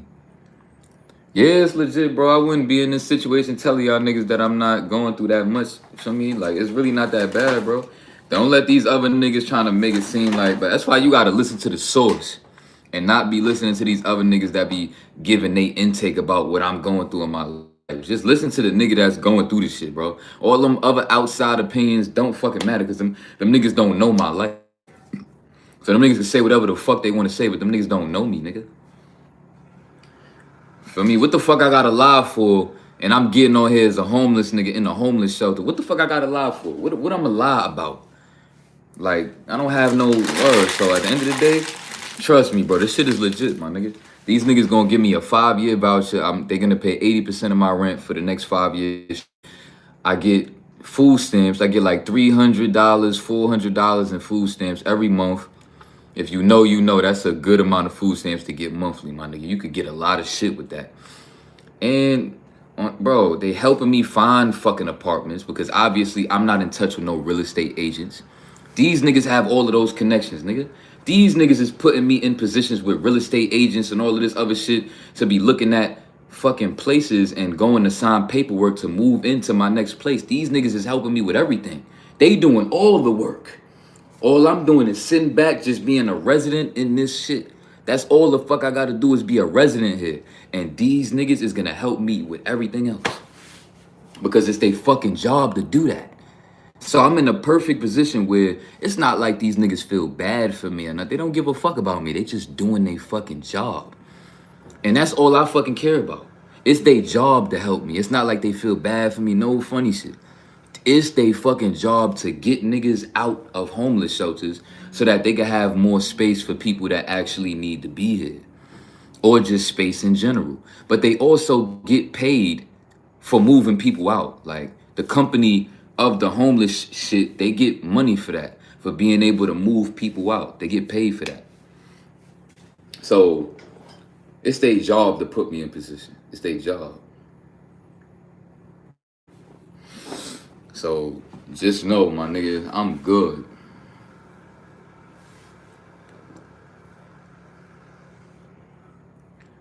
Yeah, bro. Like, if you ready to, like, feel me, move out your parents' crib, cause I know what it be like with your mothers and your parents, your grandparents, whoever the fuck you living with. They just be on funny shit because they trying to, bully you to a certain extent, because at the end of the day, you depending on them to take care of the bills. So they kind of just treat you with this kind of, like, disrespect, and, like, I don't care how you feel. You ain't paying no fucking rent in this motherfucker. Who cares how you feel? So I understand what that shit is like, how annoying that shit could be. So yeah, a lot of y'all niggas need to be looking to fucking, because that shit could be very emasculating to fucking be living in a place like that, where, like, the people that live there don't appreciate you just because, like, you don't have a lot of money. So that shit could be make you feel very emasculated, feeling like you have no choice but to stay in a situation like that. I understand that, you know what I'm saying?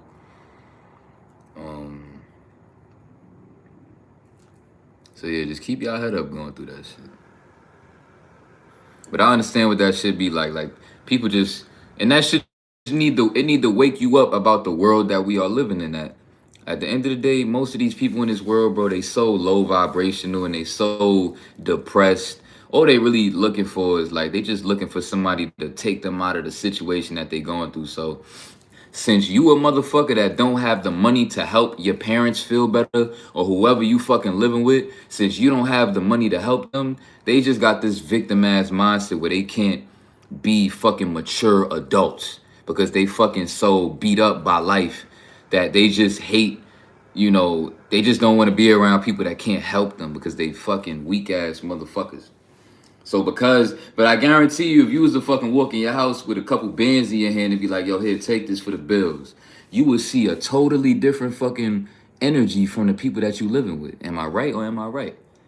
So that right there should let you know, like, if I was to come in here to help you and give you a certain amount of money, you would be acting totally different right now. So the fact that you're gonna really sit here and act like that towards me because you know I'm not in position to really hold shit down in a certain type of way, you really a bozo, nigga.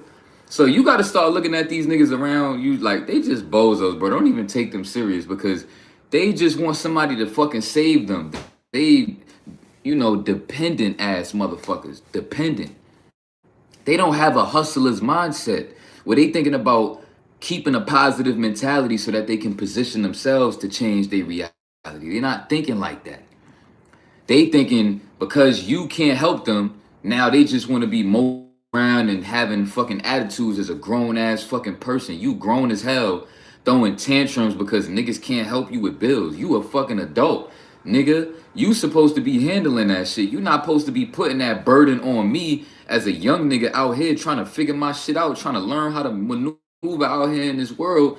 You gonna sit here and have an attitude with me when you need to be doing what you got to do to make sure I'm okay. But now because I can't help you, you gonna try to blame it on me, you know, or try to make me feel like I did something wrong because you fucking struggling and your plan is not working. So because your plan is not working, now I gotta feel that shit and I gotta feel the whackness because you don't want to be a mature fucking adult to, you know, make your fit your, you know, your kids and, you know, feel, you know, like loved at least. Like love is, I mean, life is more than just about money and being financially stable. Like life is also about love and appreciating the people that's related to in your family that you share blood with and just giving people hugs and kissing people on the cheek and the lips and just making people feel loved and feeling that love energy. Like it ain't always about fucking money and all that extra shit. Sometimes a nigga just want a hug, nigga. Sometimes a nigga just want to feel like you appreciate him and you see us. Like just give me a hug, nigga. Like I'll be alright. Like we go just when you come home from work, ma, and you going through it and you kind of struggling. Shit, just give me a hug, bro. We gonna be alright. Fuck it, bro. We gonna figure this shit out. Just give me a hug, bro. You know what I'm saying? But all that moping around with the attitudes and all that shit, like that shit ain't gonna help none, bro. You just need a motherfucking hug, my nigga. So all y'all niggas that's, you know, y'all going through shit, I'm gonna tell you exactly what to do and take my fucking advice, bro. And don't do anything else but do exactly what I told you. If you really love the parents that you living with or whoever take care of you, if you actually love them and they never really did no slime shit to cross you, then just force yourself to give those people a hug. And if they try to push you away, nigga, show them that you a man. Like, yo, don't deny my hug. I love you. I want to give you a hug. And really be serious and just watch how much they appreciate that shit of you. And then you're going to really see that sometimes they just want somebody to just, you know, show them that they love them. They want somebody to go out their way to really show that you love them. So, you know, if you really love whoever's in your family, just, you know, make it your priority to make sure that person feels that from you. And don't worry about if they don't do that for you, because life is not about, you know, oh, I did this for you, so you got to do that. Or it's not about that. It's about just doing the right thing for the people that you love and you care about. So I guarantee you that the person that you love in your life, that you care about, just go up to them and just force a hug on them and don't let go. And be like, where you think you going? You ain't going nowhere. I love, and just scream in their ear like, I love you. Where you going?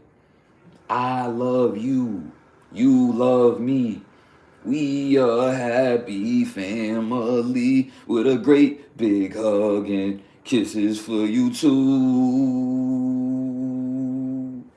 You know what I'm saying? Like, word, like just, people appreciate that. Trust me. People appreciate, a motherfucker might start crying. You might fuck around and give your mom the right kind of hug that she might actually need, and your mother might start crying in your fucking arms, man.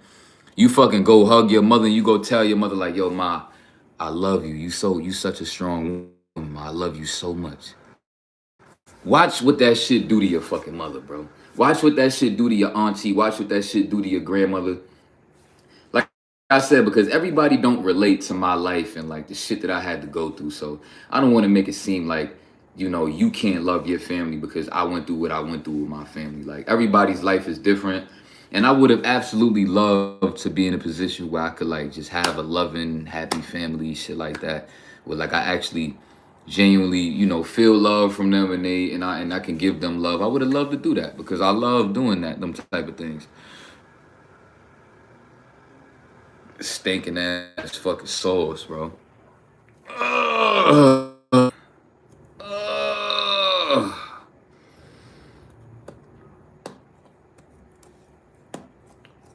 Oh, y'all, what the fuck is this? Can somebody that's Indian tell me what the fuck is this sauce?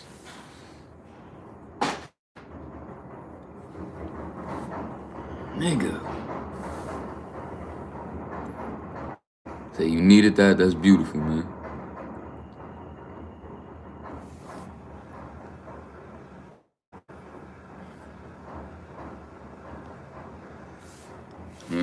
So, yeah, y'all niggas shit in mind, man. If you got people in your family, like my little brother, like, he know I love him, man. He know that shit.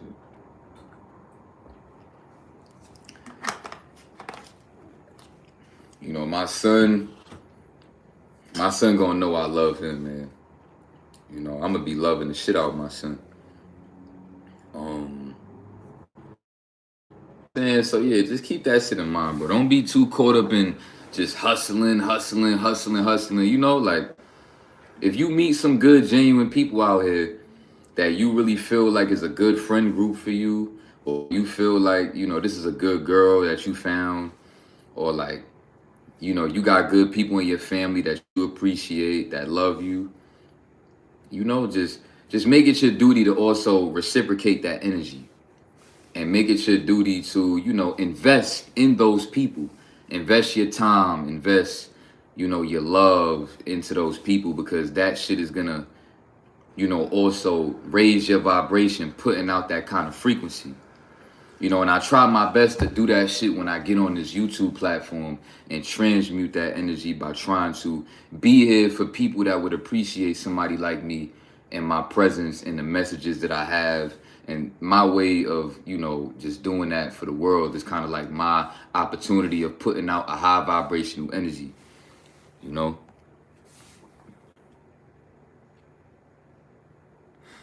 Yeah, I'm gonna definitely have a live one day with my son, man. Be in tune, yo. Stay tuned for that, bro. It's gonna happen. Trust me. Trust me, it's gonna happen, bro. I feel that shit in my spirit. That's gonna be a legendary day, bro. For all y'all niggas that ain't never meet my son and been hearing about all these stories about, what I'm saying? That's gonna be a very legendary live, bro. Trust me, it's gonna happen. It's gonna happen, bro. Trust me. That's a fact.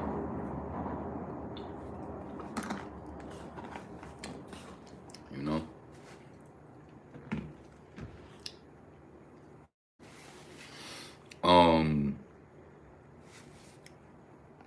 So yeah, for me, and for y'all young niggas that's living with y'all parents and you can't really prioritize your diet in the way that you would like to, because like you depending on what your mother gonna cook for you and all that shit. You know what I'm saying? You need to start putting yourself in position to, especially if you're a young man, and you around the ages of like, 16, 17, it's getting to the point in time where it's time for you to start looking to get your own job and start making your own money.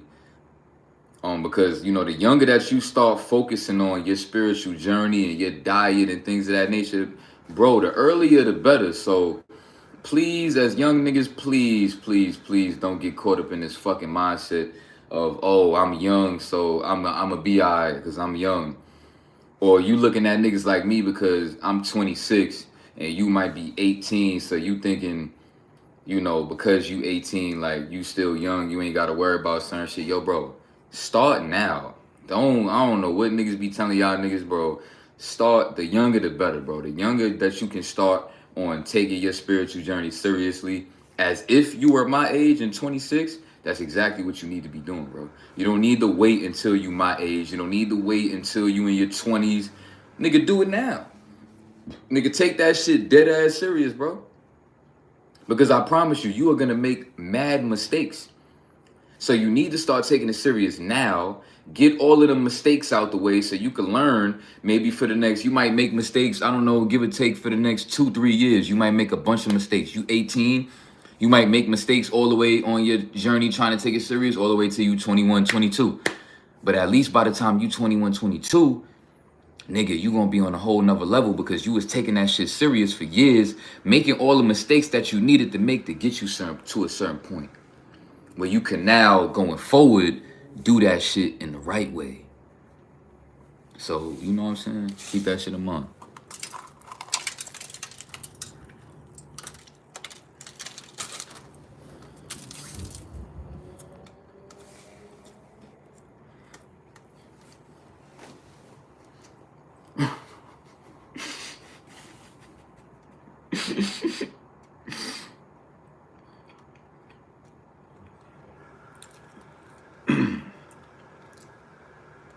Bro.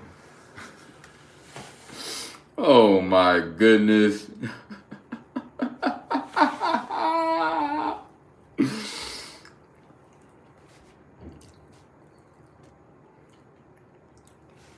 That's how you know it's real. This nigga just said, thank you for putting me on to Miss Roundcake. Say goodbye. That's GG's, my nigga. You just let me know that 2023 is gonna be a rough year for you, my nigga.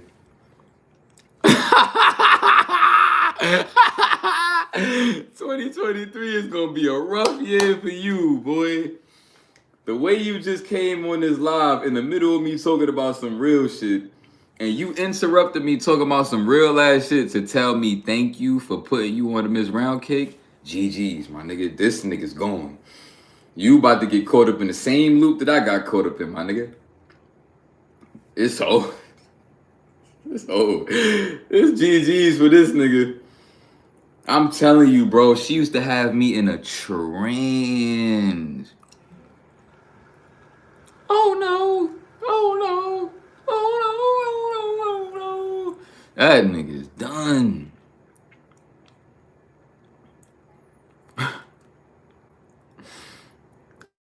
Found that bitch on the side. He was like, well, damn. That nigga just put me on.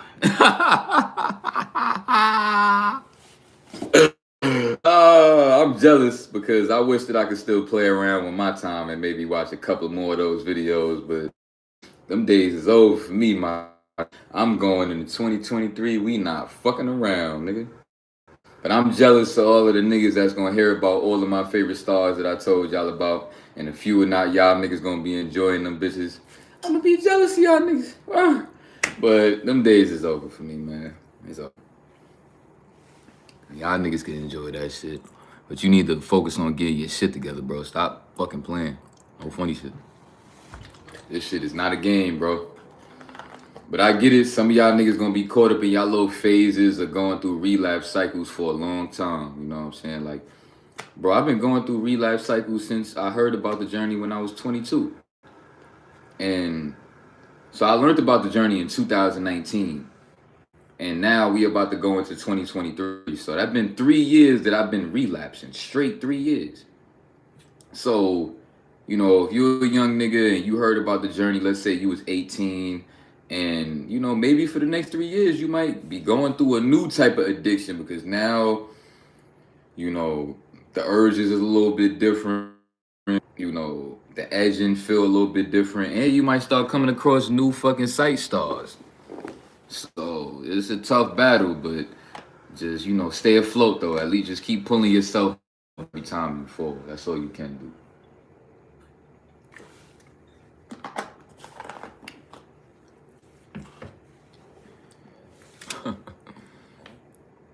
Nigga said, nah, I was joking. That's cap. Don't cap. He capping. I hope he was capping. I'm not gonna lie. I hope he was capping because I don't want you to be caught up in no loop like that. I don't want you to get caught up, bro. I want you to be successful now, and I don't want you to be relapsing too much because I want us to go into this new year and really be, just locked in.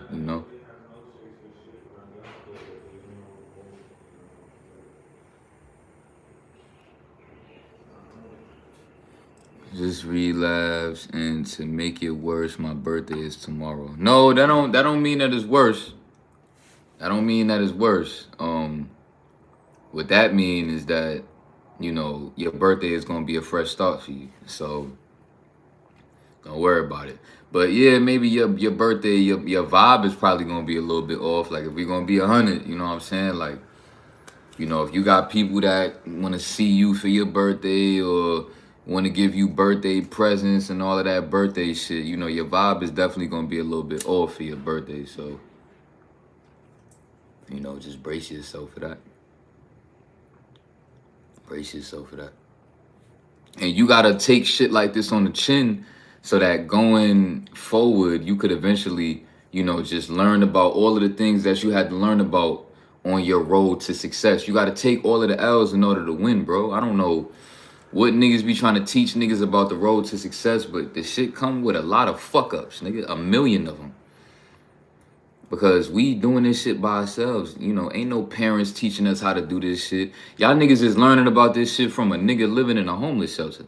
And a couple other niggas that y'all niggas be watching on this platform. But at the end of the day, y'all niggas is watching YouTube videos about spirituality, trying to take as much information as you can to help you along your path. So like, that goes to show right there, like you're gonna make a lot of fucking mistakes because a lot of y'all niggas, not to talk shit, but a lot of y'all niggas do genuinely be depending on content to help you with your journey. And that's not a bad thing because you gotta do what you gotta do. And a lot of y'all niggas don't have access to certain information, certain downloads that people like me have. So I'm a very great source for a lot of you people to watch. But at the same time, that right there should help you accept that you're gonna have to make a lot of mistakes on this journey. So just take all of them L's with you, my nigga. Just every time you take a L, just take that shit with you, bro. Every time, just take it with you, bro. Don't take a L and try to throw that shit on the side of the road or try to throw that shit in the ocean, nigga. Nigga, you take that fucking L and pick that shit up and put that shit in your pocket, nigga. Take that shit with you on your journey, bro. So that along your journey, you can always have that L to reflect on, to help you going forward. That's what you need to be doing. You know what I'm saying? So every single L that you take, always keep that shit ingrained in your mind. Because, like I said, you have to have that visionary mindset. We are preparing for what? For the future. So it's okay to take L's. It's okay to take a million of them. Because at the end of the day, we are going to be successful. You need to get that shit stamped in your fucking mind as well. We're gonna be successful. It's gonna happen. So everything that's fucking happening is happening because this shit is aligning me with my success. And you need to ingrain that shit in your fucking spirit. I don't care what the fuck is going on in the world and that the world may be showing you a certain type of shit that maybe you won't be successful. You need to be telling yourself that you will be, and that maybe the reason why you won't think that you will be successful is because that you actually will be, but the universe is trying to show you what it feels like to be hopeless. Maybe it's just a moment where you got to just learn what it feels like to feel like what it feels like to be hopeless so that you can take that shit with you in the fucking future. I'm dropping gems, my nigga. Drop the gems in the fucking emojis, bro. I'm really dropping some life-changing gems that niggas could really take with them for the rest of their fucking life. Real shit.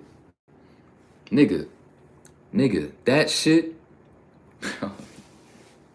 bro, that shit is gonna You're gonna be able to take that shit with you.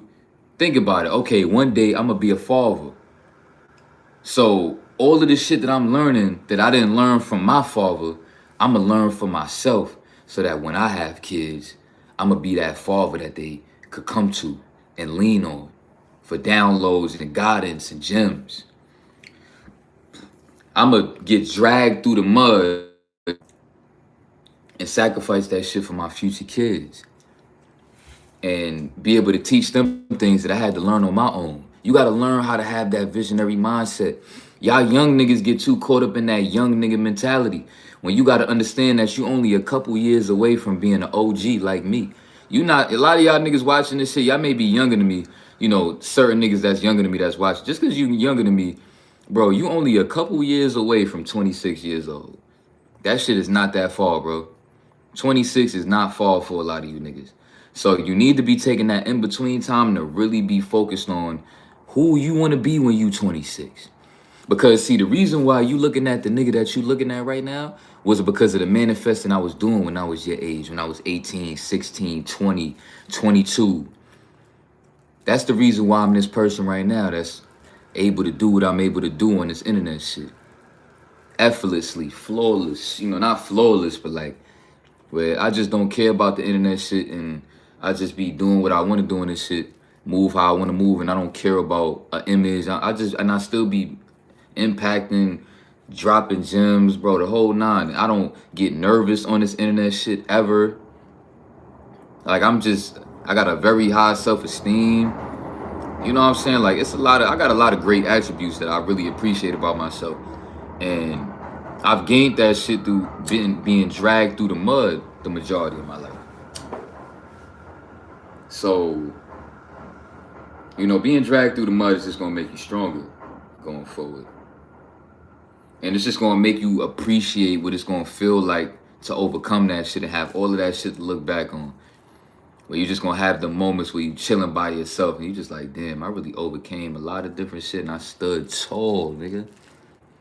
I stood tall and made it to the point where I'm at right now. Again, that shit feel good. Because it's not easy to get to the point where I'm at right now. You know, a lot of y'all niggas may be getting this shit confused because you looking at me from a homeless shelter, but what I need you to understand, bro, is that you looking at a nigga that is really escaping the fucking matrix. Like, look at how nonchalant and I could just be chilling on camera like this, bro. A lot of y'all niggas can't even fathom what this shit feel like. To fucking just be able to effortlessly coexist on the fucking internet where thousands of people gonna be watching me at. And I don't care, not even a little bit. Niggas would kill to be able to have that type of nonchalant energy that I have. Nigga, my girlfriend used to tell me this shit, Faith. Nigga, she used to tell me that, yo, you have these moments where like you seem like you love me more than anything on this planet. But then once I get on your nerves, you turn into this person that seemed like you never loved me at all. You know why? Because I have a very strong relationship with myself. And when I feel like I'm not getting the kind of energy that I feel like I deserve, I know how to detach myself completely. Because I know my fucking worth and I know my value. So as soon as I feel like some funny shit going on and this shit is beneath me and I feel like, and I know I deserve better than this shit, I know how to easily detach. You know what I'm saying? And a lot of y'all niggas need to learn how to do that. That's what it means to protect your energy. What it means to protect your energy is to know how to exist and not exist in certain environments and with certain people and in certain situations and circumstances. Know when to be present and know when to fall back and know when to, you know, exit yourself from these situations and put yourself first. You know what I'm saying? A lot of people can't do that. You know? A lot of people can't do that. And I'm going to tell you something. That's really what's going on in a lot of these relationships, my nigga. A lot of these relationships, bro, you'll be surprised. Most of them is more toxic than you would ever imagine. A lot of niggas just would never see that shit. Most of these relationships is toxic, bro. I promise you. Most relationships are very toxic. Trust me. but it's normalized for, for it to be, put out there the way I put my shit out there. So, but don't get it confused, bro. Trust me. It's very normal to be in a toxic relationship. Very normal. Nigga, the normal relationship living in this modern day society is a toxic relationship. That's actually normal. What's not normal is fucking being in an actual real relationship with a woman, know how to be feminine, and a man know how to properly coexist with that. But we don't live in them times. We live in times where women are afraid of their own femininity, so they mask it with masculinity. And then we live in a world full of men that don't want to show no weakness, so they just overly become hyperly masculine, mixed with, emotional and irrational and yeah, so we're like, what's that word when you just willing to just do certain shit depending on how you feel? Like, y'all know what I'm talking about. Like, imagine being hyper masculine and emotional. Like, that's what masculinity is nowadays.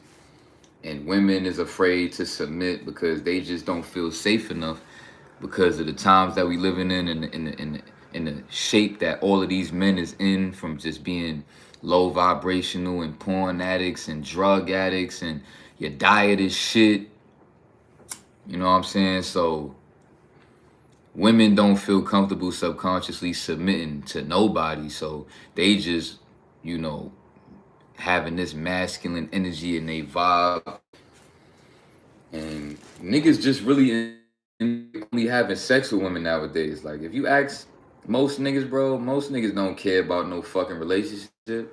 Niggas just enjoy having fun with these bitches. Like, in a relationship with women, bro, especially these modern women, is impulsive. That's the word.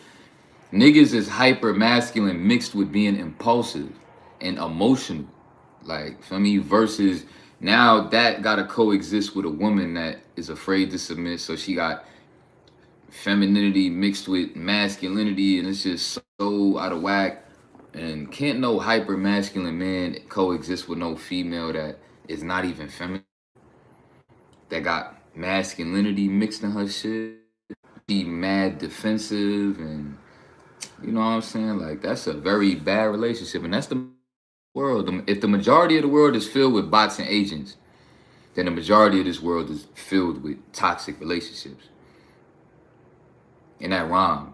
If the majority of this world is filled with bots and agents, then the majority of this world is filled with toxic relationships. It kind of rhymed. It kind of rhymed. But, you know, that right there is like, I could throw that in a little hip hop like song right there. That'd be a bar right there. I mean, that'd be hard.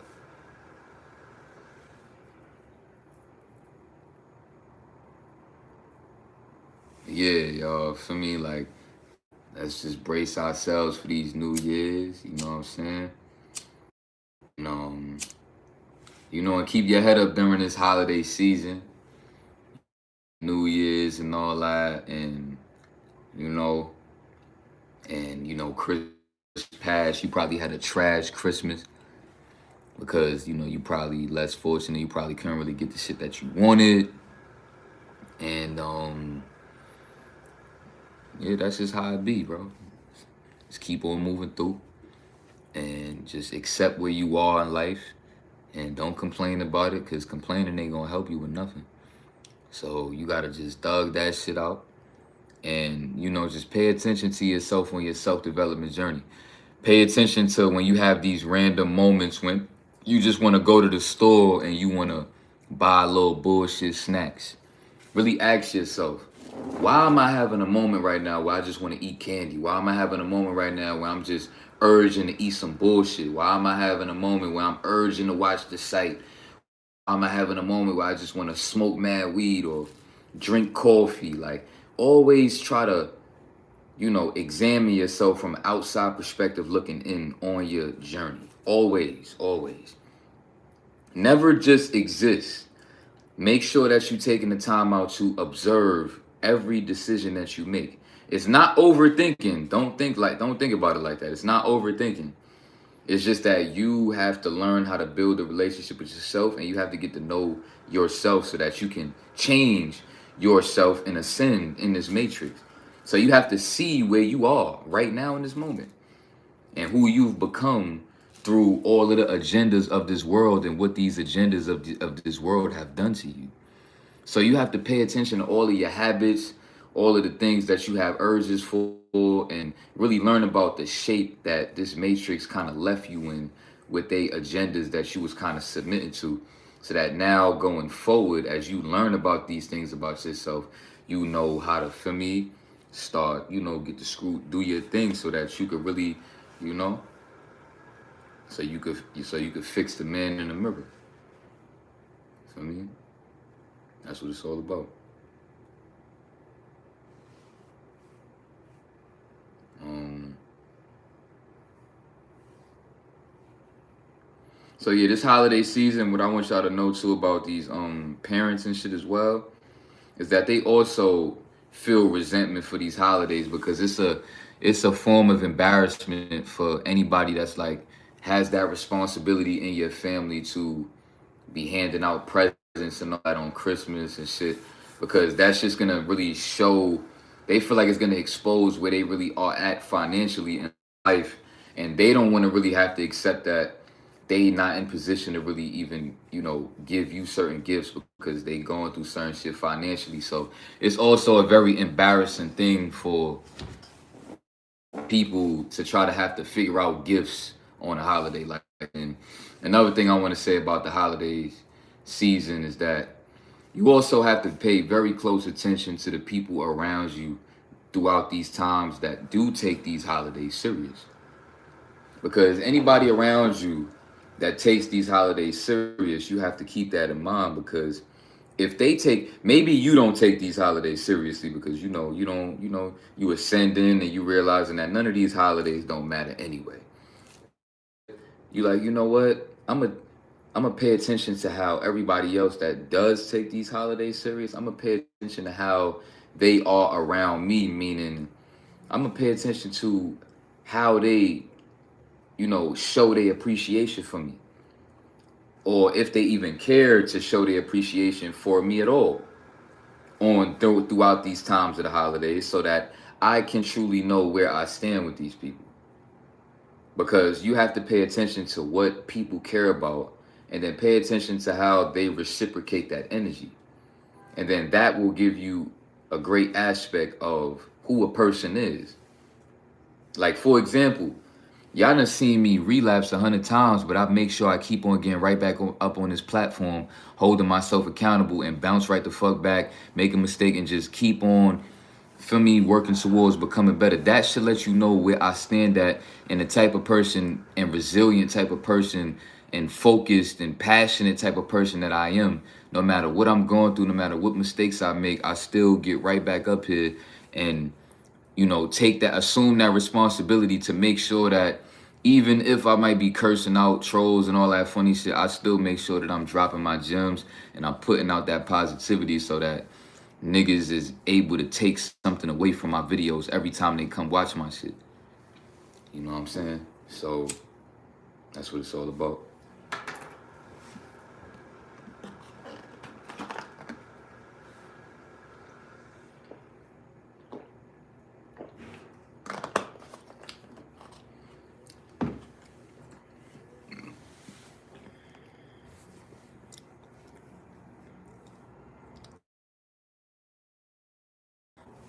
Hey, the holidays, fake energies, just bots, controlled. I get missing on the holidays, 1 hour, and I'm out. Yeah, you got to pay attention to people like that too on the holidays. My family used to come over to my house on the holidays. I had a couple uncles that used to do that shit, where they used to just pull up for a little while, get their food, say hi to everybody, and just leave. And as a kid, I never really understood why they was doing that shit. But as I got older, I started to understand, and once I started really my family for who they truly are, I started being able to put certain things in perspective and be like, okay, now motherfuckers just be showing face and then they just get low. People don't really care about really spending time with the family for real. Because everybody kind of just living in their own world, trying to focus on building their own family and having kids and, you know, building their own family. Because, you know, usually the family that you come from, like your direct, immediate family, you know, for the most part, it's a very, you know, common thing. And, you know, a place where I'm from, the communities that I'm from, where most people don't even really fuck with their immediate family. And most people, you know, get traumatized by their immediate family. You know what I'm saying? Like, that's where a lot of people from where I'm from, you know, we could relate to that. You know, we get traumatized by our immediate family, and then it kind of just make us go into the world with this mindset of like we don't know how to process, you know, certain things like love, affection, or even getting to a point where we are looking to build our own family for ourselves because we didn't even have that. We don't know how to properly operate in that because we wasn't being, you know, really, you know, properly treated a certain way. So it just kind of fuck it up going into the future and put you in a position where you have to, you know, figure it out for yourself. Motherfuckers only wanna only when it has which your presence from one day, but any other. Yeah, I think you had a typo. That shit confused me. I can't really read typos sometimes. Sometimes I be knowing what you're trying to say, but like sometimes the typo just throw my whole shit off. So this force, we should hang out on a random Monday, but nah, only on Christmas because tradition says so. Yeah, that shit is cringe, bro. That shit is cringe. That shit is cringe when we really just kind of doing everything that the rest of the world is doing. But then, you know, that's another thing. Like, motherfuckers be trying to use that shit as an excuse to not really be around their family. Like, nah, I'ma just, you know, I'ma see y'all on Christmas, whatever. Like, or nah, I'ma get you that on Christmas. Like, I'ma get you that on Christmas. But it's like, bro, I'm not gonna never be that type of, you know, way with, you know, especially when I run my bag up. Like, I'm not gonna be a Christmas type of parent where like I'm waiting to like get you something on Christmas, or I'm waiting to, you know, spend time with you because it's a holiday. Like, that shit is cringe. The only thing that these holidays help me with is, you know, helping me understand like where the collective consciousness is gonna be at. So I kind of be on some high vibrational shit with these holidays. I'd be like, okay, this is where the collective consciousness of the world is at, whatever. So I kind of just, you know, look at that and then I figure out how I'm a maneuver on the outside of that. But I kind of just, you know, keep certain things in perspective, but then I focus on myself and how I'm a maneuver on the outside of it. But I never get caught up with these holidays. I'm not a Valentine's Day type of nigga in a relationship because it's Valentine's Day. I'm gonna be texting my girl Valentine's Day. Like, I make that shit known to all of the women that I'm talking to. Any woman that I'm talking to, especially since I became high vibrational, I make that known. Like, I'm not gonna be celebrating none of these holidays. So when a holiday come by, don't expect me to be a certain way with you because it's a holiday, because I don't live my life that way. You know what I'm saying? I'm gonna be a certain way with you because I just feel like I want to be a certain way with you, but not because it's a holiday. So I'm gonna try to treat you a certain way or act a certain way or say certain shit, do certain shit because it's the holiday to do that. So I make that shit very known to my women. Any woman that I'm gonna be dealing with in the future, any woman that I have dealt with, I make that known. I don't care about these holidays, bro. I don't. So let's just do what we do on an everyday basis. Like, every day is a holiday. That's how we supposed to be treating it. That's what make life beautiful. Not trying to fucking, you know, do certain shit because it's a holiday. Or like, I'm gonna buy you something on July and then I'm gonna wait to give it to you all the way on Christmas. Like, I don't have the patience for that shit. I'm gonna be looking at that gift sitting there. I'm be like, bro, I just want to give it to this motherfucker. I don't even care to have that shit sitting right there. Like, I'm just gonna give it to you. Like, I don't care about Christmas. Yeah, Christmas is more of a children's holiday. Absolutely. Like, for kids, it's okay for kids to, you know, I could do it for the kids. You know what I'm saying? For the young ones, like, you know what I'm saying, sing the Santa Claus is coming to town and reminding kids to be good because, Santa Claus ain't gonna get you none because you being bad. Like, for them little kids, like real little kids, but like, you know what I'm saying? But like, once they get to a certain age, they're gonna start having to understand that ain't no such thing as Santa Claus, nigga. This shit me, nigga. And this shit is, people that love you that's really just doing what they gotta do to hustle out here in this world to get you certain shit because they love you. So ain't no fucking Santa Claus, nigga. Word. Give the people that love you they credit and appreciate them. Not this fucking fake ass, figure that don't even fucking exist. So I feel like it's also important for kids to not really be getting too caught up in these fake ass fairy tales that don't exist. I feel like what's good for the kids is for them to like appreciate those that are really going out their way to, give them certain things or do certain things for them. Not no fucking Santa Claus. You know what I mean? That's a whole nother conversation. What time is it right now? It's 9:55. But yeah, this gonna be my first and last mukbang of 2022.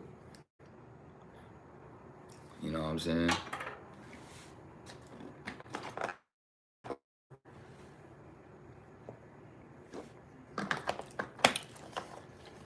I was dropping some gems.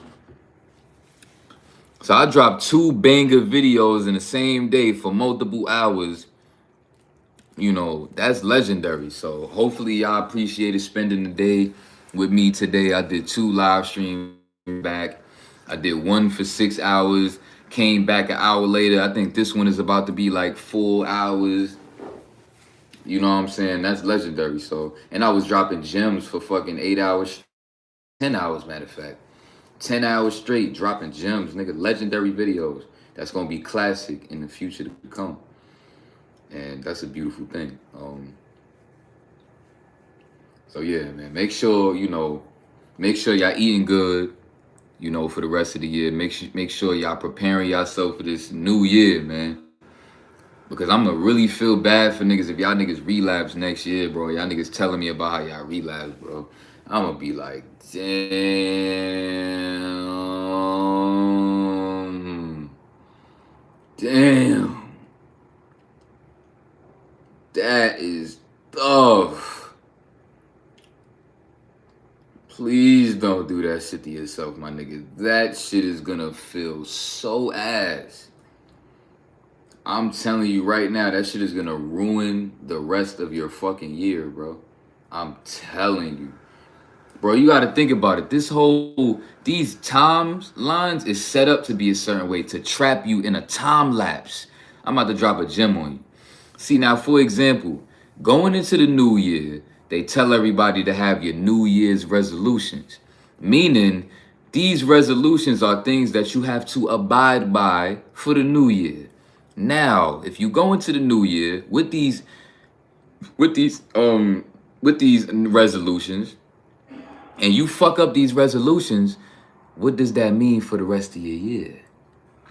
It means exactly what it sounds like. It means that for the rest of the year, you are going to be stuck in a fucking time loop. You are manifesting throughout these times. Nigga, take these last couple days serious, nigga. Because you are going to be trapped in a fucking time lapse if you fucking relapse in the beginning of this fucking year. And you are going to be relapsing for the rest of the year. It's a trap. Trust me. It's a fucking time loop that is waiting for you to fuck up. Trust me, I done got caught in these time loops myself. So I know to fucking tell you, nigga. It's a trap. Mind you, time is not even real. That's a whole nother conversation. These months, these days, the times on your watches, all of that shit is fake. All of it. But that's a whole nother conversation that a lot of y'all niggas is not ready for. A lot of y'all niggas ain't ready to go that deep in the matrix, but so we're not gonna really talk too much about that right now. But what I need you to understand is that they set up these times to fucking, trap you in a time loop. So keep that shit in mind, my nigga. When you going into the new year with certain affirmations and then you fuck up and you relapse at the beginning of the year, I can almost guarantee you that for the rest of the year, you're gonna be having ups and downs on the journey.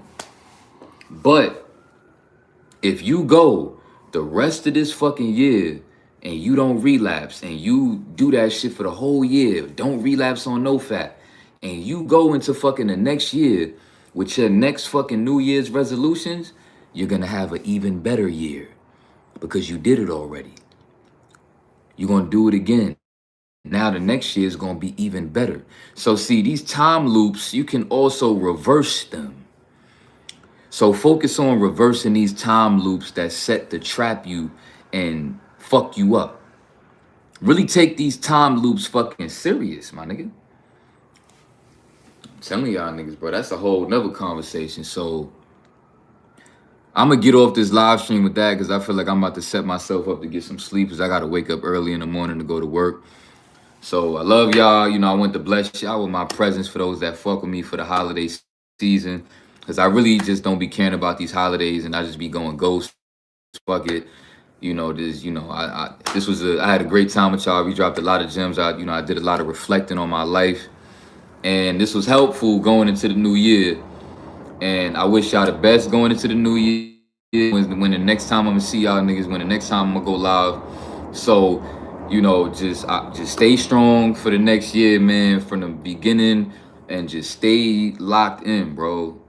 And I'm gonna see y'all niggas soon, and we up, and we just gonna be working together to conquer this fucking year, bro. Feel me? So I'm gonna see y'all soon, man. Enjoy y'all years. I'm gonna be excited with y'all when that fucking ball drop and it's January 1st. I'm gonna be fucking excited right with y'all niggas, man. And we gonna have an amazing, beautiful fucking year. I wish all of you niggas that love me and fuck with me genuinely, all of y'all niggas the best, man. I hope y'all niggas, you know, for me, do what y'all gotta do and just stay focused, and let's just do that together for the whole 2023. And it's gonna be an amazing year to reflect on around this time next year. So, you know, be careful with that time loop. Don't get caught up in that. Peace and love, man.